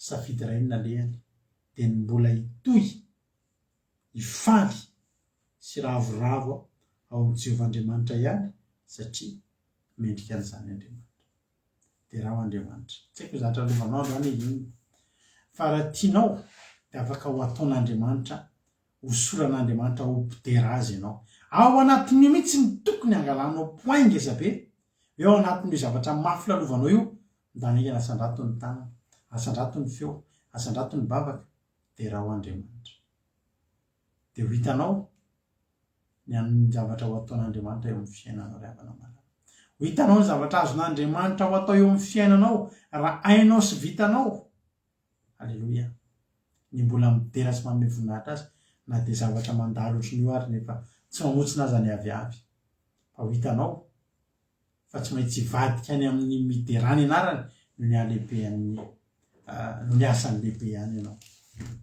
dia anao zavatra mahagaga eo amin'ny fiainanao any Andriamanitra dia tsofoko rano ianao minaran'i Jesosy tsy ho ela eo amin'ny fiainanao dia isy zavatra fahanao mideran'Andriamanitra no ny asany lehibe salamo 1:7-8 no ny asany lehibe satria hainao na nome voninahitra azy araka ny habeny voninahiny na dia tsy nety aza ny zavatra nitrangatra eo amin'ny fiainanao mbola midera azy foana ianao dia mampahiranao manao hoe toy izy fa tsara omeo voninahitra Andriamanitra izay rehetra lalovanao izay rehetra iainanao omeo voninahitra izy fa mendrika an'izany izy ho tahin'ny tompony itsika tsirairay avy samy mahery avoay mpatsona manendro ny anjo maro ny lokanga za miny fa tsy maintsy misy zavatra eo ampilatananao ahafahana na dia ny feonao ala sisa hiterao an'Andriamanitra le zavatra rehetra nomen'Andriamanitra anareo hiterao an'Andriamanitra hiterao azy misy amintsika reto nomen'Andriamanitra zavatra fa tsy niterantsika n'Andriamanitra tsika tadidiko foana le anabavy zay eto zany teto groupe tam'izany tsika mbola tsy ohatr' izao ny groupe fa mbola anaty messenger misy atao hoe groupe vavaka fiambenana misy 1 2 3 4 tsika tam'izany dia rehefa isan-kalina tsika manao fandalina tam'izany isan-kalina tsika manao appel amin'ny messenger dia mifampahery dia be tam'izany jorovavimbelona tena isan'andro fafy jorovavimbelona dia teneko anabavy zay ary ianao ohatra mbola tsy haiko jorovavimbelona mihitsy dia hozy izy matsy anahy inona moa jorovavimbelona nahazo tomobily asa nahazo trano tsy adiniko mihitsy zay efa valy tenin'izay ry havana hiandry trano ve ianao vao ahideran'Andriamanitra tsy mampatahotra anao ampapety ho sarotra aminao ny atongavan'izany satria ny zavatra kely aza tsy hainao nidera azy dia anao hoe dia mieritreritra fa ahideran'Andriamanitra amin'izany fotoana izany izay matoky amin'ny kely ihany keny ataon'Andriamanitra napaka amin'ny be ny zavatra ampelantananao io men'Andriamanitra asa ianao misy aminareo manana asa mety mbola kely ny karama fa za miteny anao hiderao an'Andriamanitra hiderao an'Andriamanitra fa ho hitanao ny zavatra azon'Andriamanitra atao amin'io misy aminareo ny tomobilinareo mety efa le tena le efenana man'olona reny lazainareo fa tsy anareo izy enda mijoreky hoe za katy anay mitsotsorety fotsiny efa menatra nareo hiderao an'Andriamanitra io fa ho hitanao ny anoloan'Andriamanitra ny eo amin'ile tena izy hiderao an'Andriamanitra zay eo ampelantananao eto mideran'Andriamanitra zay rehetra kely anananao tena nomezi voninahitra n'Andriamanitra ny zavatra efa tonga teo amin'ny fiainanao ho ho hitanao ny zavatra mbola afaka ho ataony eo amin'ny fiainanao io. Hotain'ny tompony antsika rehetra mino fa voarainareo ny afatra androany do hiterin'Andriamanitra asandrato Andriamanitra. Mbola manam-pofinaina fotsiny ianao izay fotsiny atao zao fotsiny fantaninao mbola manam-pofinaina ve za dia mitenanao ianao ary ie mbola manana nda ho ary hiterin'Andriamanitra nda samy hiterin'Andriamanitra zay rehetra mbola manam-pofinaina. Hotain'Andriamanitra itsika rehetra amin'ny androm-piainantsika rehetra andao ahy amin'ny voninahitra n'Andriamanitra. Fa ny tena Andriamanitra dia miteny fa zay manome voninahitra azy ihany no mba omeny voninahitra ihany koa. Zay manamavony anana dia amavony fa zay manome voninahitra azy dia tafiany voninahitra. Teo tafian'Andriamanitra ny voninahiny fa ianao meo voninahitra izy manomboka izao. Ao arina terititsika hidra fitorana babaka ao anaty SMS mahereza tao.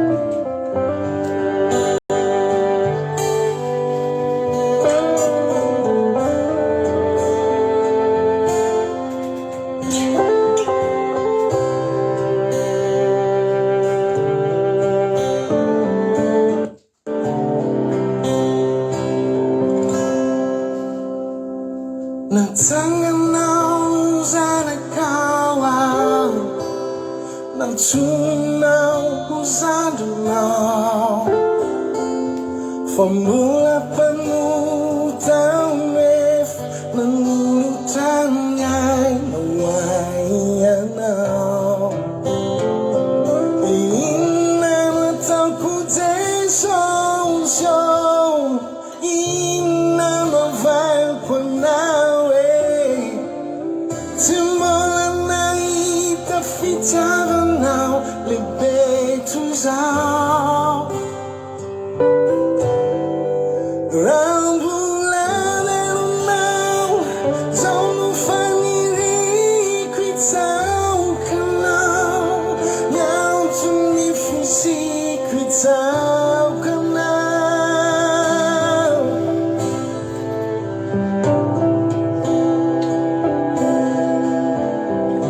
Itao canao Nhau tkulehetitao canao Anao tisifeta itao canao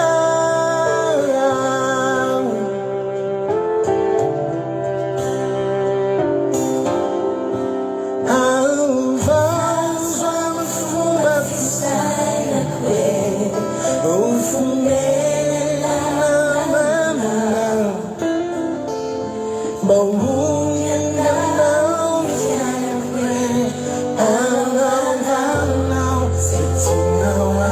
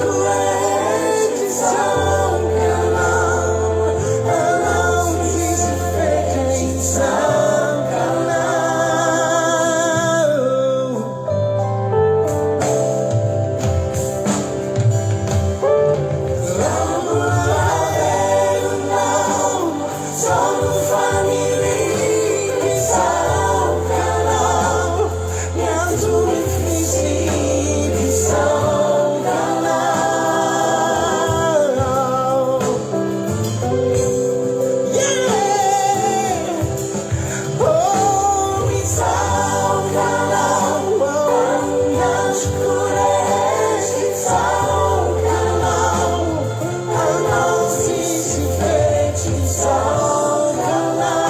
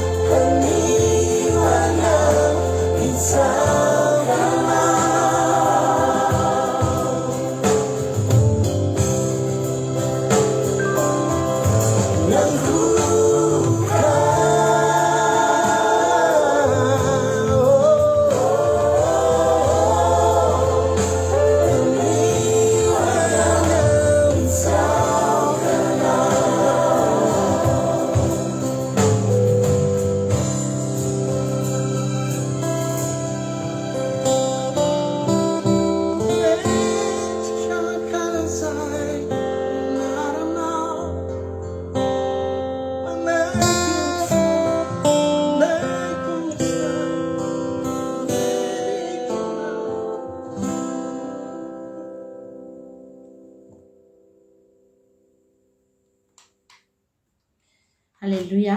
Amin'ny fifaliana lehibe ny arabako antsika rehetrarehetra indray androany izay atao anatin'ny fandarana fitondrana vavakantsika amin'izao fotoana izao toe-po mila ianarana ry havana malala ny fiderana dia toe-po mila apetraka ao anaty ao. Halleluia. Ahafahan'Andriamanitra mahita tokoa ny tena ao anatin'ny fotsika hoe manahoana tsika eo anatrehany, miankina amin'inona ny fitiavantsika azy, miankina amin'inona ny fiderahantsika azy. Halleluia.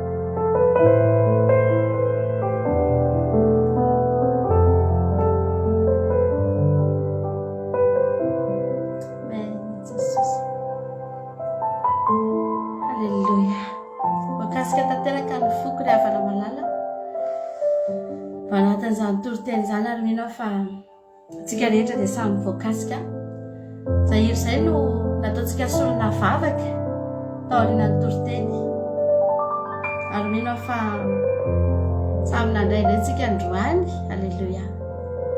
Samy nandrayntsika androany, samy nahazo lesontsika androany. Ao anatin'ny zavatra misafotofoto izao mihitsy ry havana malala, misafotofoto ny fiainan'ny olona, misafotofoto ny zava-misy. Alleluia. Fa zao aza vela isafotofoto ny fideranao an'Andriamanitra, aza velanao hiala ny havana io zavatra mahafinaritra an'Andriamanitra eny aminao io. Fa tiany io tiany io. Tiany ege ianao midera azy io lafany mahafinaritra an'Andriamanitra. Mianara midera an'Andriamanitra. Na dia zavatra ohatry ny mbola kely aza ny hitanao dia alebi azo. Alleluia. Alebi azo. Fa zany ny zavatra tian'Andriamanitra. Misy olona efa fanaovan'Andriamanitra zavatra fa mbola tsy mety mahita mihitsy. Mbola ohatrany miteny foana ihany hoe eny efa mba tsaratsara ihany aloha nefa mbola tsy dia tena azo lasaina hoe ry havana malala. Ny devoly rehefa misy olana eo anoloan'ny olona dia asiany lopy iny dia alebi aziny eo anoloan'ny olona dia mahatonga ny olona kivy, dia mahatonga ny olona mamoy fo, dia lasa mamono tena. Fa ny kristianina manoloana ny zavatra anankiray ry havana malala. Raha misy zavatra ohatry ny kely hitanao dia alebi azo mba hahafahanao midera an'Andriamanitra. Finaritra an'Andriamanitra irery ihany. Mahafinaritra be anahy ny toriteny androany, mankasitraka ny zoky Selina, tena voakasika tanteraka ny fo ary natsiaro mihitsy hoe lehibe ianao Jehova. Alleluia. Miendrika ho teraina indrindra ny anaranao. Alleluia. Zay ry havana misy fotoana mba fijorona vavolombelona kely, misy fotoana izay mivady ireo mahavita parain'ny andro midera an'Andriamanitra fotsiny. Tsisy fangatahana, tsisy fitarainana, fa fiderana azy fisaorana fotsiny. Fa mahavita parain'ny andro tsy matory. Hitanao, alefa ohatr' izany ny hira dia eo ianao, sady manandran-tanana ianao, mikohaka ianao, misaotra ianao, latsa-dranomaso ianao, mandra-parainan'ny andro ry havana malala. Mahita zavatra tenenina foana ianao mba hianaro izany toe-po izany fa tian'Andriamanitra izany. Alleluia. Ary ankasitrahan'Andriamanitra izany. Eny ary hiditra fitondranam-bavaka tsika, lava be ny teniko miala tsiny satria somary feno ny fo dia satria ifampizara aminareo foana rehefa toriteny ohatr'ireny tena mahakasika. Hiditra fitondranam-bavaka tsika amin'izao fotoana izao ary lasarintsika rehetrarehetra ifampivavaka isika.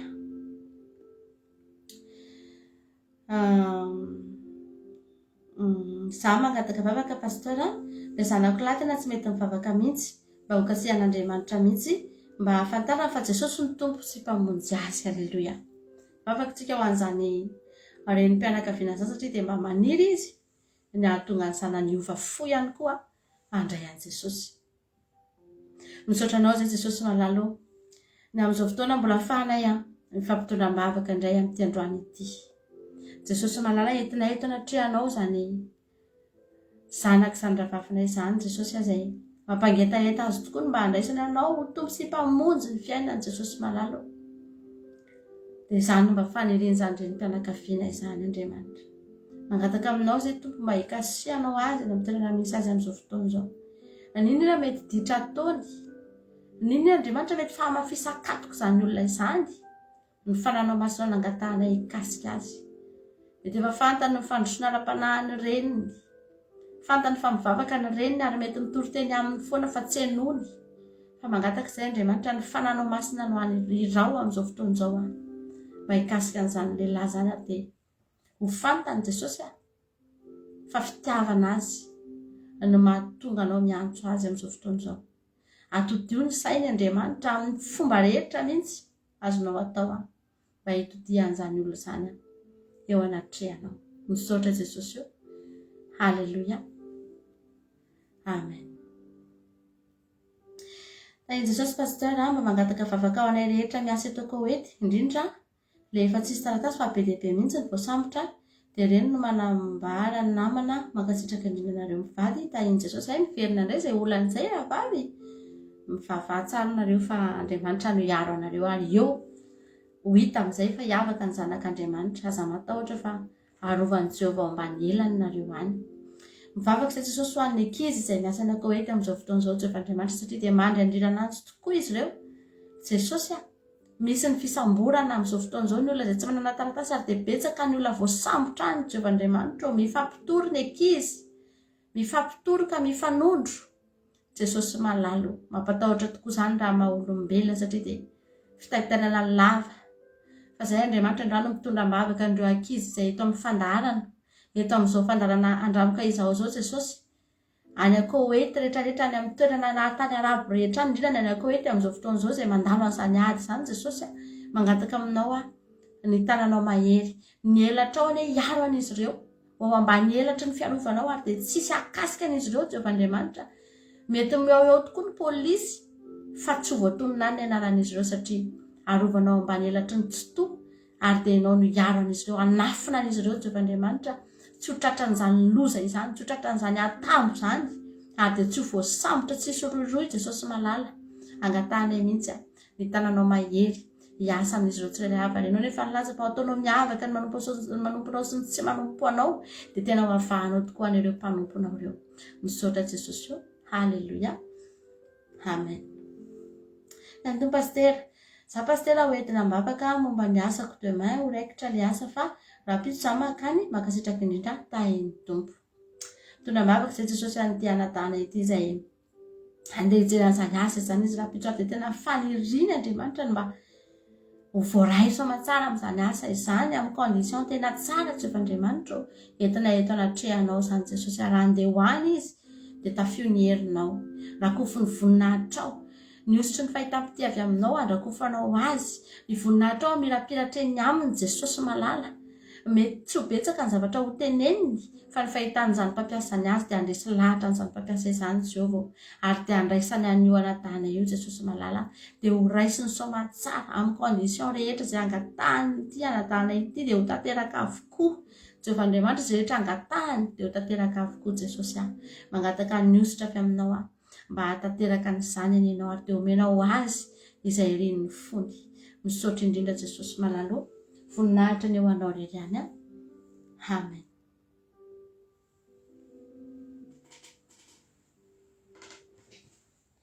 Fiadanan'i Jesosy pasteur Menakavy, za mba hangataka vavaka fa maniry mavy mba hiatrika Pentekosta mahafinaritra. Halleluja.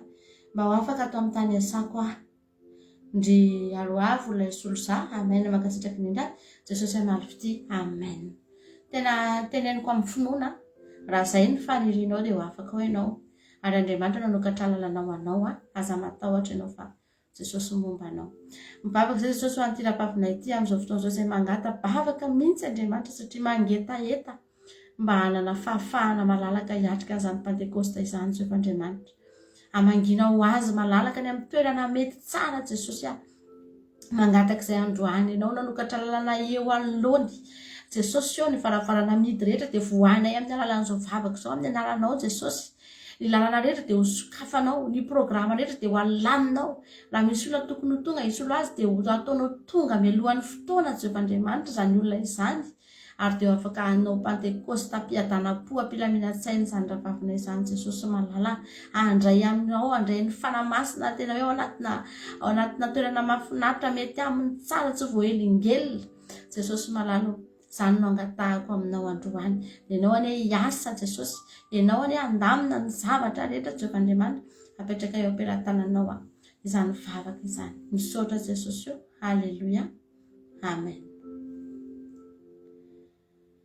Fiadanan'i Jesosy Kristy io aminareo menakavy kely pasteur sy rahavavy mampionona mba mangataka vavaka fa hitondra tomobile pendant 6 heures amin'ny lakamisy izao. Tena samba no ahy izany makasitraka ny rareo vady tahin'i Jesosy ao fa entina mivavaka ianao vitanao izany vehivavy mahery ao amin'ny Jesosy vitanao izany. Jesosy malala mitondra mivavaka ny tiravavinay ity izay andeha hitondra fiara Jesosy lavitra tokoa izany lalana adiny enina izany Jehovahandriamanitra nefa dia mahatoky ny tananao mahery izay Jesosy. mahatoky izay Andriamanitra fa raha hitondra izany tomobile izany izy dia ianao no hanome azy hery. Jesosy hainao hanome azy tanjaka. Jesosy malala rakofany amin'ny ranao izany fiara izany tsy hisy panina. Eny an-dalana eny Andriamanitra, ianao no hiaro azy, ianao hitantana azy, ianao omba azy ny anjelinao dia hitovy manodidina izany tomobile izany ny lalana rehetra ao lehany dia rakofany amin'ny ranao. Jesosy tsy hisy accident, tsy hisy panina, tsy hisy zavatra azo azy na dia nitorimaso aza dia ho lavitra azy Jehovah Andriamanitra, fa ianao no hiaraka aminy ao anatin'izany lalana rehetrarehetra izany ary dia tsy atsiaro irery izy fa momba azy tokoa ianao. Misaotra Jesosy afantatra efa ny tananao mahery dia eo amin'izay rehetra mahatoky ianao. Halleluja. Amen. Miarahaba tompoko mangataka vavaka fa hanao entretien azy samy lakamisy izao dia deuxième entretien amin'ny alatsinainy 13 juin dia mankasitraka hatrany ianareo vady dia mitombositra hatrany. Halleluja. Tondra mavaka izay Jesosy an'ity rahavavinahy izay hanao entretien Jesosy malala amin'ny lakamisy. Dia ny deuxième entretien koa tonga dia tena mavaka Jesosy amin'ny 13 satria fantatra fa ny entretien voalohany dia efa ho afany somatsara amin'ny finoana Jesosy ny tenenanay an'izany ary dia angatahanay Andriamanitra ianao no an'olon-tsaina ao anatin'izany fanontaniana izany Andriamanitra dia ny fananao masina hilatsaka aminy amaly eo amin'ny toerany hisolo fahavaza ianao Andriamanitra eo anoloan'izany mpampiasa izany eo anoloan'izany olona izany ary dia ahita fiteo mason'izany olona izany izy Jehovah Andriamanitra matoky sy nino fa omenao azy izany Andriamanitra efa nentina mivavaka teto Jesosy raha vavina io hoe ahita azy ankehitriny tonga ny entretien hisaoranay anao izany ary zay dia misy matoky fa tsy ataonao tonga fotsiny eo aminy io fa matoy tonga eo dia omenao azy izany ny finoanay Andriamanitra ary dia entina eto anatrehanao izany. Misaotra indrindra Jesosy eo. Halleluja. Amen. Tany tompo pasteur nareo mianakavy tany tompontsika rehetra voninahitra ho an'i Jesosy irery ihany efa misy lafo mivarotra. Halleluja. Varotra nentina mivavaka teto izany dia mankasitraka ny zoko mampina tamin'ny fitondrana mivavaka dia mbola mangataka vavaka amin'ny varotra mbola mangataka vavaka amin'ny varotra mankasitraka lehibe indrindra zoko mampina sy zankonanao mpiara-vavaka rehetra Andriamanitra ny amaly fity ho anareo mianakavy ho anareo rehetra sy izay avy. Halleluja. Amen.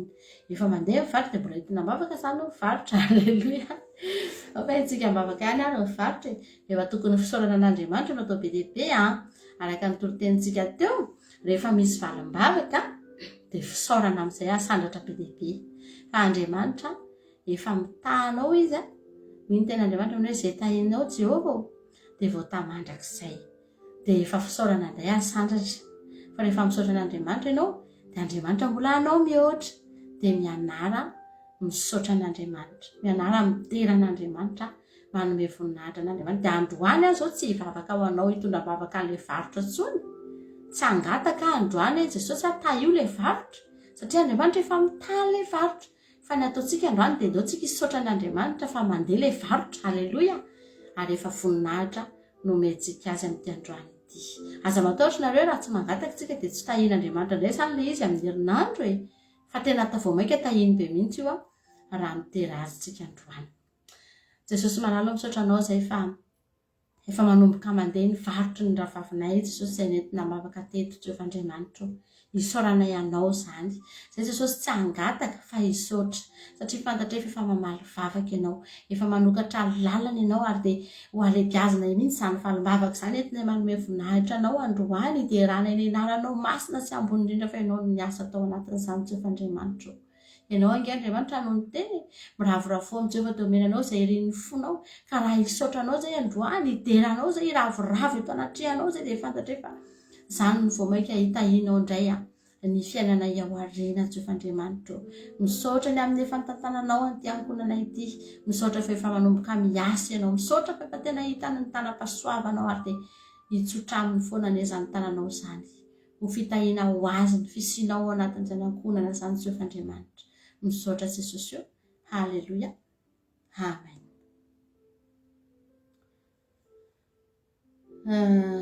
Tahin'ny tompo pasteur mivady pasteur mianakavy maniry hangataka vavaka zoky fisaorana an'Andriamanitra tamin'ny hafaliana izany izao mahafinaritra be batisa vita batisa izy raha hita amin'ireo vita batisa ireo izany izao izany ireo somary tsy voatanisa. Misaotra Jesosy misaotra zoky malala tahin'ny tompo hatrany ianao. Halleluja. Amen. Daotsika hisaotra an'Andriamanitra ara tamin'ny fahavitan'ny batisy hidiran'Andriamanitra tsika na ireo efatra amin'ny rahavavy mihitsy hisaotrantsika an'Andriamanitra amin'izao fotoana izao. Jesosy misaotranao izay ny amin'ny hafalian'ity mpanomponao izay vita tokoa ny batisa Jesosy. Isaorana ny anaranao foana satria mbola feno foana ny fifaliana hatramin'izao, mbola feno ny fony ary dia hoentiny eto anatrehanao izany androany. Tsy fangatahana no entiny eto fa fisaorana satria lehibe loatra ny nataonao ary asa tsy vitan'olombelona ny nataonao teo amin'ny Andriamanitra. Tsy vitan'ny olombelona manome azy fiainana mandrakizay fa nataonao izany. Tsy vitan'ny olombelona manome azy tapakila entina any an-danitra fa nataonao izany. Haleloia. Ary dia isaorana ny anaranao Jehovandriamanitra izy efatra amin'ny rahavavy izay vita batisa Tompo hanomezana voninahitra aminao izany, hiderana ianinao izany ary aoka izy ireo ahatsaro amin'izany foana ary isaky ny tsaroana izany dia hideranao izy ireo Jehovandriamanitra. Ho fantany fa asa lehibe sy asa mahagaga nefa nataonao teo amin'ny fiainan'izy ireo. Misaotra Jesosy voninahitra ny eo anao reriana. Haleloia. Amen.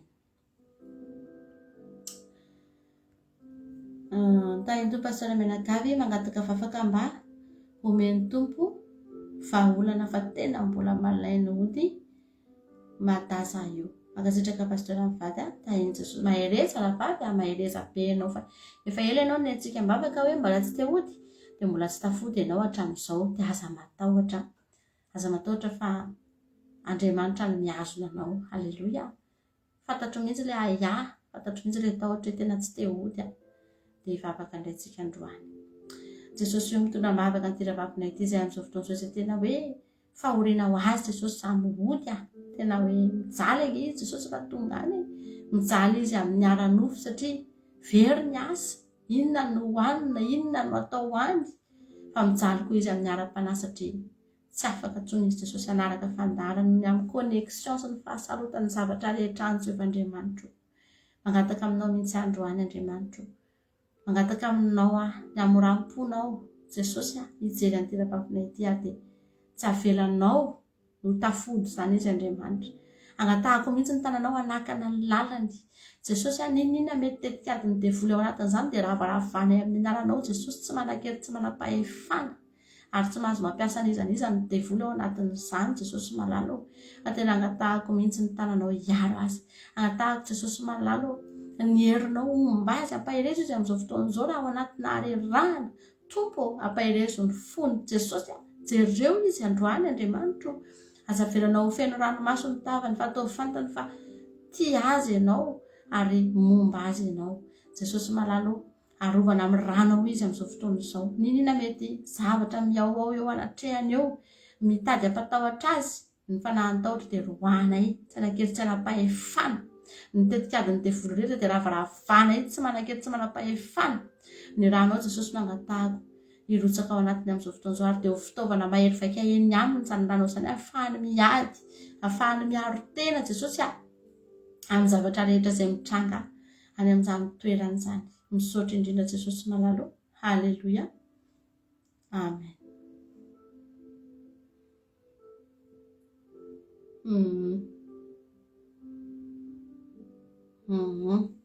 Mivaova programa daholo nareo any akoho eto izany ampahentsika mivavaka.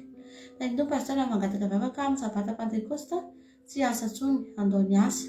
Amen. Magasitraka pastora mivady tsy asa tsony fa andao ny asa, fa mino fa mbola hitady asa hafa izany nareo rehetrarehetra ilay maniry hiala ao amin'ny toeram-piasanareo hanatrika Pentekosta. Entina mbavaka daholo nareo. Haleloia. Mba ho afaka hanatrika Pentekosta soamatsara ary mba koa hoe ahita asa hosolika soamatsara. Haleloia. Jesosy malalo mitondra mbavaka ny ravavina ity izay amin'izao fotoana izao izay manam-paniriana hiala ao amin'izany toeram-piasana izany satria dia te hanatrika Pentekosta Jesosy. Tsy ahafahany manatrika Pentekosta ny asa ny mafy loatra, miasa loatra. Jesosy malala nefa dia manam-paniriana izy ireo mba handray ny fanahynao, handray fanahy masina, handray batisa ny fanahy masina izay antokony ho avy na iray manontolo. Jesosy mangataka aminao androany, ninona faniriana izy ireo miankina amin'izany ara-panahy izany dia fantatro fa tsy mba zavatra ratsy ny angatahany, tsy mba zavatra tsy sitraponao ny angatahany fa tena sitraky ny fonao. Ary ianao mihitsy aza no niteny taminay fa anomehery anay amin'ny alalan'ny filatsahan'ny fanahy masina aminay Andriamanitra, zava-dehibe izany. Ary dia mangataka aminao ny tananao hitondra an'izy ireo, hitantana an'izy ireo hivoaka ao amin'izany toeram-piasana izany Jesosy. ametraka azy any amin'ny toerana tena fahana mitandrina tsara n'izany pentecoste zany ary dia aorian'izany ihany koa dia mbola ianao nanokatra lalana ahitana izy ireo asa tsara lavitra noho ny teo aloha Jesosy malalo ny amin'ny hoaviny ahafahan'izy ireo miaina tsara manompo anao amin'ny filaminan-tsaina Jesosy malalo voninahitra ny eo anao ririhany. Halleluja. Amen.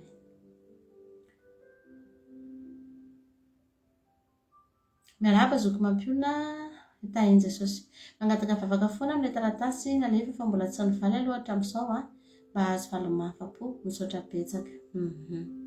Eo ampiandrasana atsika dia hivavaka indray aritsika amin'izao fotoana izao.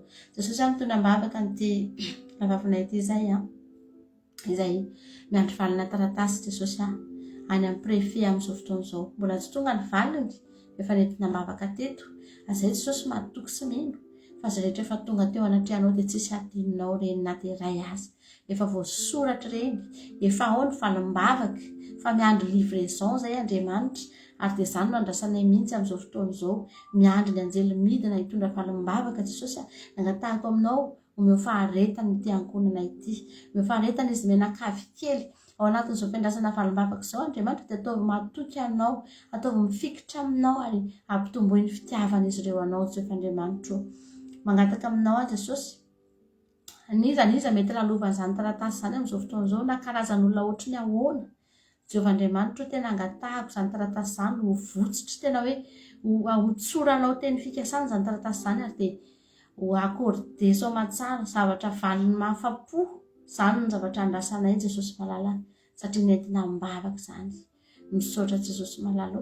Halleluja. Amen. Eny ary maharitra kely fotsiny tsika 2 minitra nangatahako aminareo alefako mafimafy ny feokira fa lavalava ty message ty dia ho teneniko anareo rehefa avy eo ny zavatra hoentsika mbavaka 2 minitra fotsiny azafady.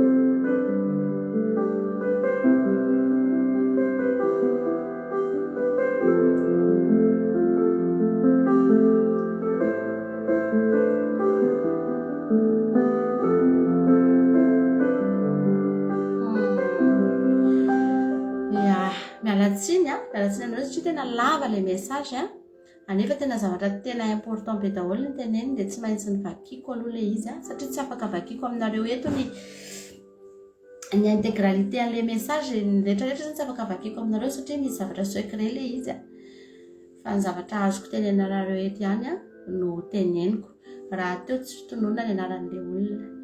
Ny afatra voalohany aminao aloha ianao ilay nandefa an'ilay fangatambavaka dia izao mila miresaka MP tsika dia mandefasa MP azafady anokanako fotoana mihitsy ianao satria mazamazana kely ilay izy misy zavatra maromaro tiako tenenanao fa zay zavatra azotsika entina mavaka kosa nefa androany dia hoentintsika mivavaka eto. Haleloia. Fa zay tsy teneniko eto zany dia aza matahotra ianao fa resahantsika any anaty MP ary voninahiko anokana fotoana ho anao fa teneno mandefa MP dia traitentsika manokana mihitsy io zavatra io. Zao ny zavatra azotsika hoentina. Ity olona ity dia narary nify nanomboka tamin'izy 12 taona. Zao izy zao efa 25 taona.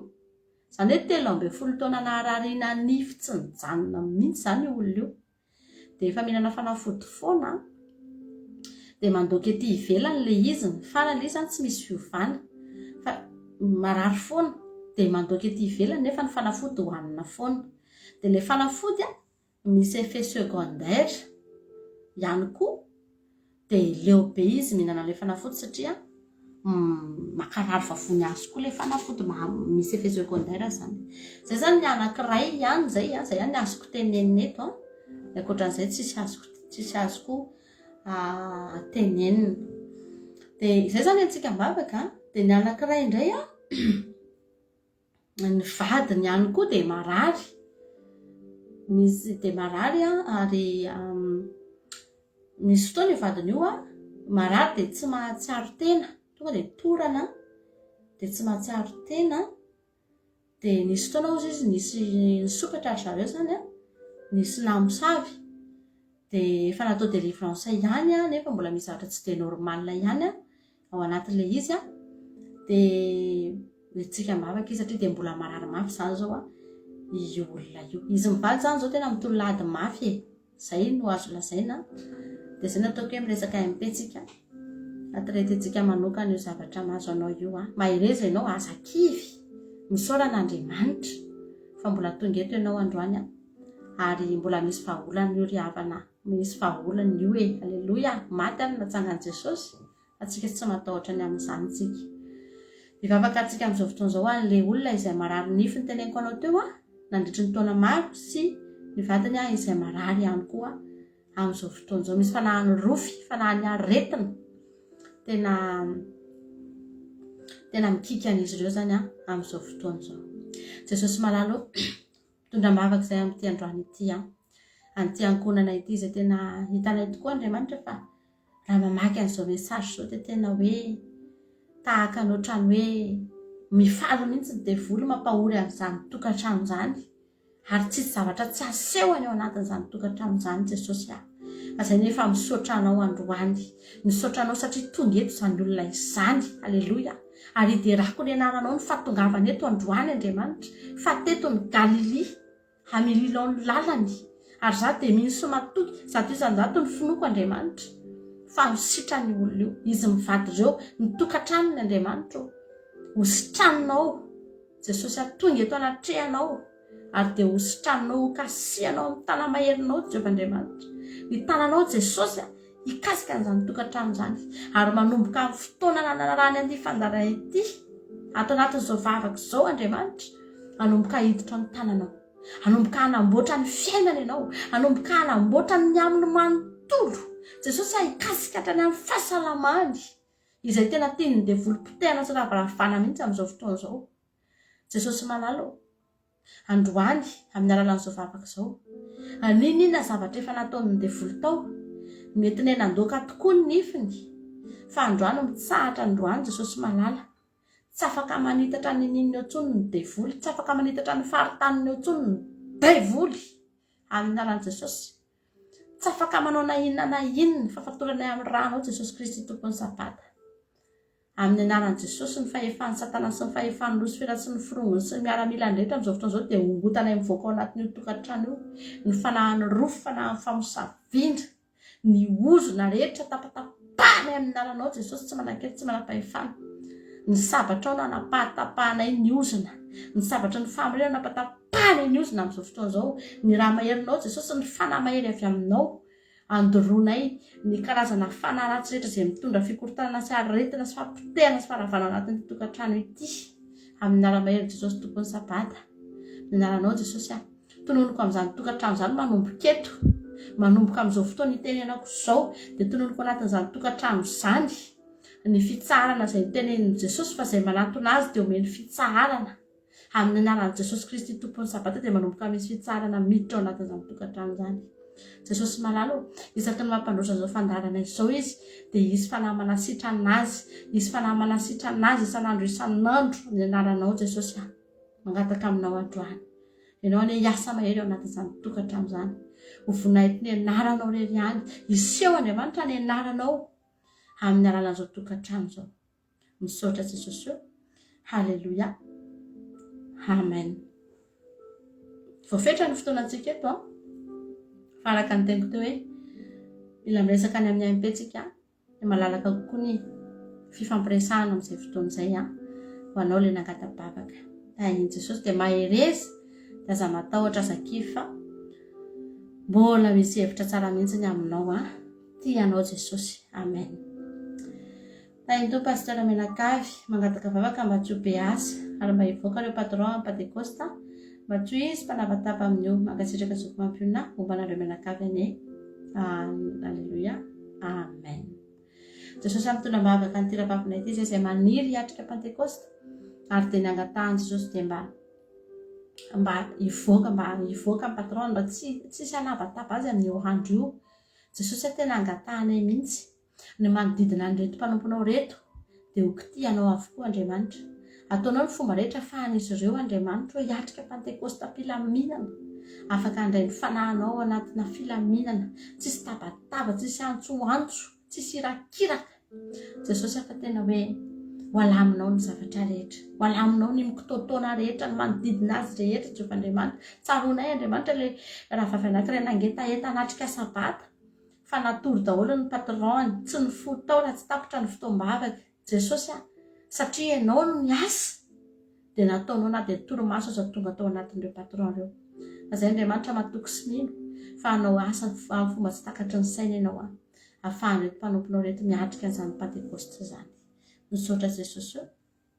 Amen.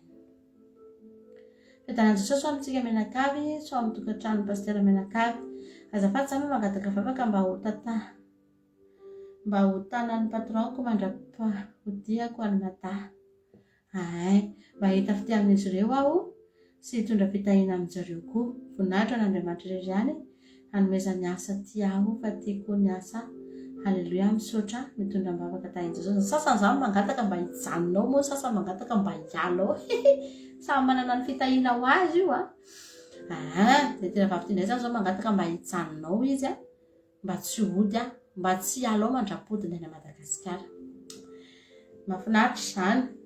Ary za teo mivavaka hoe anareo rehetrarehetra moa izay nangata vavaka hiala ihany nentsika teo fa misy koa mangata vavaka hijanona Jesosy fantatrao tsara zany. Halleluja.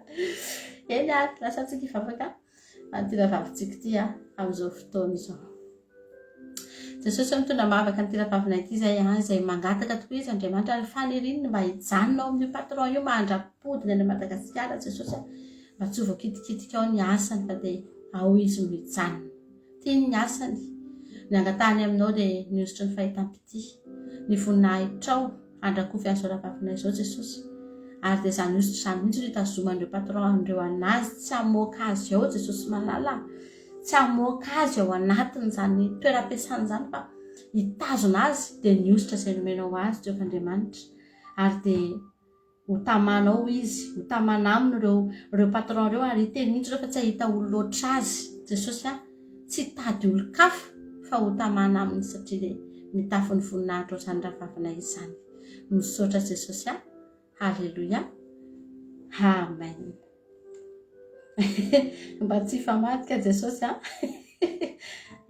zany mihitsy so dia famadika manko le izy sahirany eo le anjely manoratra hoe iza tsara moa le mangataka hivoaka dia iza le mangataka hijanona fa so Jesosy fa mahafantatra tsara ny anjely mahalala ny asany. Halleluja. Fitanana ho aminareo mivady sy ankohonana voninahitra n'Andriamanitra irery ihany fa sitrana ny ampitsony nitondranam-bavaka teto ny aretiko izay efa sy ny Covid mihitsy na dia tsy nanao test aza. Halleluja. Mankasitraka indrindra raha vavy malala Jesosy amaly fitianareo mandrakariva. Halleluja. Sitrana ny ampitsony iny ny aretiny nentina mavaka teto nefa ohatrany covid mihitsy tsy nanao test akory fa tonga dia sitrana. Alleluia. Dia raina Jesosy averisika ho azy reriany ny voninahitra. Amen. Tsy mafy be aminareo ilay feokira sady manahitatra anareo sao dia matory. Toko mba mbany ihany ilay feokira fa sao dia mafy loatra.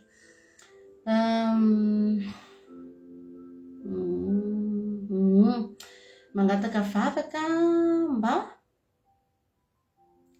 ho tonga ty somatsara, ho tonga somatsara ty France ny datako ny jeudi izao mba tsy hisy olana ny voyage ny manontolo mankasitraka indrindra zoky. Alleluia. Amen. Tongava soa dada zany. Afinaritra be zany fa dia omba azy Andriamanitra amin'ny diany. Alleluia. Mety mankasitraka anareo ay mety tsara zany le feokira. Eny ary Jesosy mitondra-bavaka ny tira vavinay ity izay mangata-bavaka amin'izao fotoana izao fa ho avy aty Frantsa ny dada ny Jesosy malala amin'ny lakamisy ho avy izao angatahanay Jesosy fa ianao ny tantana ny diany manomboka amin'ny fialalany anatin'ny tokantrano dia angatahanay ny fiarovanao Andriamanitra eny an-dalana tsy hisy ny sakatsakana, tsy hisy ny accident, tsy hisy ny panne Jesosy, tsy hisy ny loza fa ho tonga somatsara ao amin'ny aéroport ary ny fivoahana rehetrarehetra dia apetraka eo am-pelantananao. Tsy olona ho tratrany kolikoly, tsy olona Jesosy malala ho ararotin'ny olona ny fivoahana eo fa tena hoe hisosa milamina tsara Jesosy ary dia ho tonga somatsara ty izy iaona amin'ireo zanany amin'ny lakamisy izao Andriamanitra. Omba azy enenao ny roplanina izay andanany Jesosy tsisy atahorana satria misy olona ao. Alleluia. Misy olona ombanao ao anatin'izany avion zany. Misaotra Jesosy voninahitra ny ao anao reriana. Halleluia. Amen. Fiadarana raha vavy mampionona mangataka vavaka ho an'ny vinantolako fa tena misy ozona tsy faseho masoandro. Mila miresaka tombontsika amin'ny raha vavy aoriana izao fa tsy maninona na tsy androany aza tahiny tompony nareo menakavy kely. Amen. Halleluia. Mila miresaka mihitsy tsika. Mila miresaka tsika raha vavy dia alefaso ny message fa avonina foana mandray anareo amin'ny fotoana rehetrarehetra ny tenako dia zay angamba no azontsika atao androany nareo ilay mangataka vavaka spesial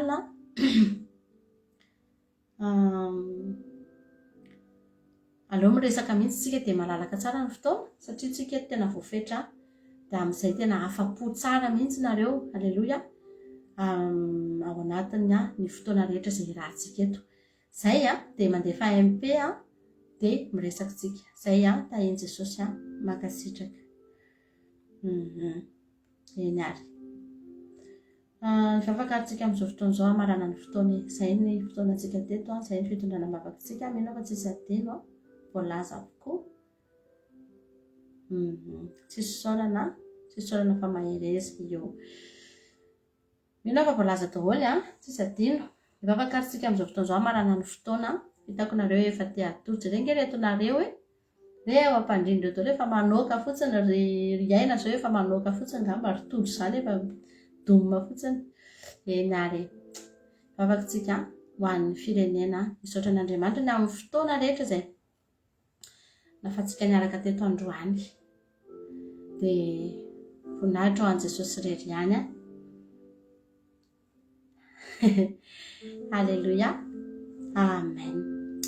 Jesosy malala misaotra sy miderany manome voninahitra anao zay ny amin'ity androany ity misaotra Jesosy ny amin'ny fotoana nafahanay tonga teto androany nideranao tamin'ny fony rehetra namerina anay indreo ao anatin'izany kianjany fiderany zany Jesosy namerina anay ao anatin'ny toe-po mahay mankasitraka anao ary dia nokasihanao ny fony tao anatin'ny toriteny. Misaotra anao ihany koa ny amin'ny fitondrana am-bavaka izay vita rehetra teto Andriamanitra. Finoana no nitondranay am-bavaka ary finoana ihany koa no anantenanay valim-bavaka Jesosy. Ianao any amaly Andriamanitra ny zavatra rehetra izay nentinay teto anatrihanao androany. Hiandry anao amin'ny faharetany izay Jesosy ary mino sy matoky fa matona angataka izay dia mino fa amaly ianao. Ianao nefa nilaza fa nitsoe ateo valiko ianao. Angatao izay tianareo dia nataonay izany Andriamanitra. Inona fa ny zavatra rehetra nataonay teto androany nangatahanay teto dia araka ny sitraponao avokoa. ary tsy anananay fanahina ny azahoanay ny valiny. Haleloia. Misaotra Jesosy aho. Voninahitra ny ao anao rery ihany. Mivavaka ho an'ny firenenay izay amin'izao fotoan'izao izay. Amandraky ity ny androany dia mbola mialatsaka ny amin'ny lalina foana. Tsy mbola misy fiovana. Any tena marina miova makany amin'ny ratsy. Mandroso makany amin'ny faharatsiana isan'andro. Entinay ambavaka Jesosy. Mbola nananay fanantenana izany firenenay izany raha ianao no anova, raha ianao no hiasa, raha ianao Andriamanitra no anjaka, hiantso ny malagasy dia mbola nananay fanantenana Jesosy fa mbola hoavitra ny firenenay. Ary ao aminao dia ao aminao rery ihany no ahafahanay mbola manantena fahazavana ho an'izany firenenay izany. Fa tsy ao amin'izaniza Jesosy aho. Misaotra anao izay Andriamanitra. Misaotra ny amin'ireo fianakavianay izay. Na dia mafy aza ny fiainana dia mbola mihinana tsara ihany izy ireo. Mbola mitafy, mbola mahita trano ialofana. Jesosy malala ao, misaotra anao. Fa ianao no mitahana izy ireo tsirairay avy. Misaotra Andriamanitra ny malagasy izay. Mbola nireo, mbola afaka amintsika, afaka mifaly na dia ao anatin'ny fiainana faran'izay mafy azy. Misaotra Jehovah Andriamanitra no fahasoavanao izay mbola arotsaka ao an'izany firenena izany ihany. Misaotra Jesosy malala. Izay dia misy matoky fa tsy handrikana ianao raha mbola misy olo marinao. Ary mbola matoky koa izay fa tsy tsahatra hiantsoantso ianao satria mbola misy olona mangetaentanao amin'izany firenena izany. Misaotra indrindra fanamasina. Raha isaraka eto izay amin'izao alina izao Jesosy dia izaho matoky sy mino fa izahay no isaraka. Fa ianao kosa dia ombanay tsirairay avy. Ny anjelinao analikisa tsy omby alinalina. Hitombo manodidina anay rehetra reto. Ka na handeha hatory izahay, na hiasa izahay, na hivoaka ny trano izahay, na hianatra izahay, izay rehetra ataonay amin'ity androany ity dia tsy hanananay fanahina fa satria ianao momba anay, manodidina anay ny tana-maherinao. Haleloia. Misaotra Jehovah Andriamanitra. Misaotra Jesosy Kristy Tompo. Misaotra fanamasina. Ny voninahitra dia ho anao rery ihany. Hatramin'ny taloha indrindra ka ho mandrakizay mandrakizay. Haleloia. Amen. Eny ary izay ny fotoanantsika androany dia samy mahery daholo antsika rehetrarehetra mahazo matory tsara amin'izay rehetra amin'izay ilay bodofotsy ry Jonathan matory amin'izay. Tsika rehetrarehetra tahian Jesosy tsy maintsy memey kely fa manjary tia atory e. Haleloia. Tahian Jesosy tsika menakavy samy mahery dia rahampitson-drantsika mioneto. Ao anatin'ny fandarana takariva mahafinaritra zadino takariva mahafinaritra rahampitso amin'ny 3 ora tolakandro eo tsika. Rahampitso alina ihany koa dia misy ny fandarana vavaka fiambenana. Dia mbola eo ihany tsika tsy misy kosa ny fandarana vavaka maraina rehefa alarobia fa amin'ny lakamisy indray tsika miona. Samy mahery tahian Jesosy daholo ihany voninahitra n'Andriamanitra irery ihany. Haleloia. Amen. Aza adino akiradio.radio12345.com ahafahantsika miaraka foana 24 heures sur 24 7 jours sur 7. Misy ny toriteny hirahira izay mampahery antsika menakavy any amin'ny toerana rehetra misy antsika. Samy mahery tahian Jesosy. Haleloia. Amen.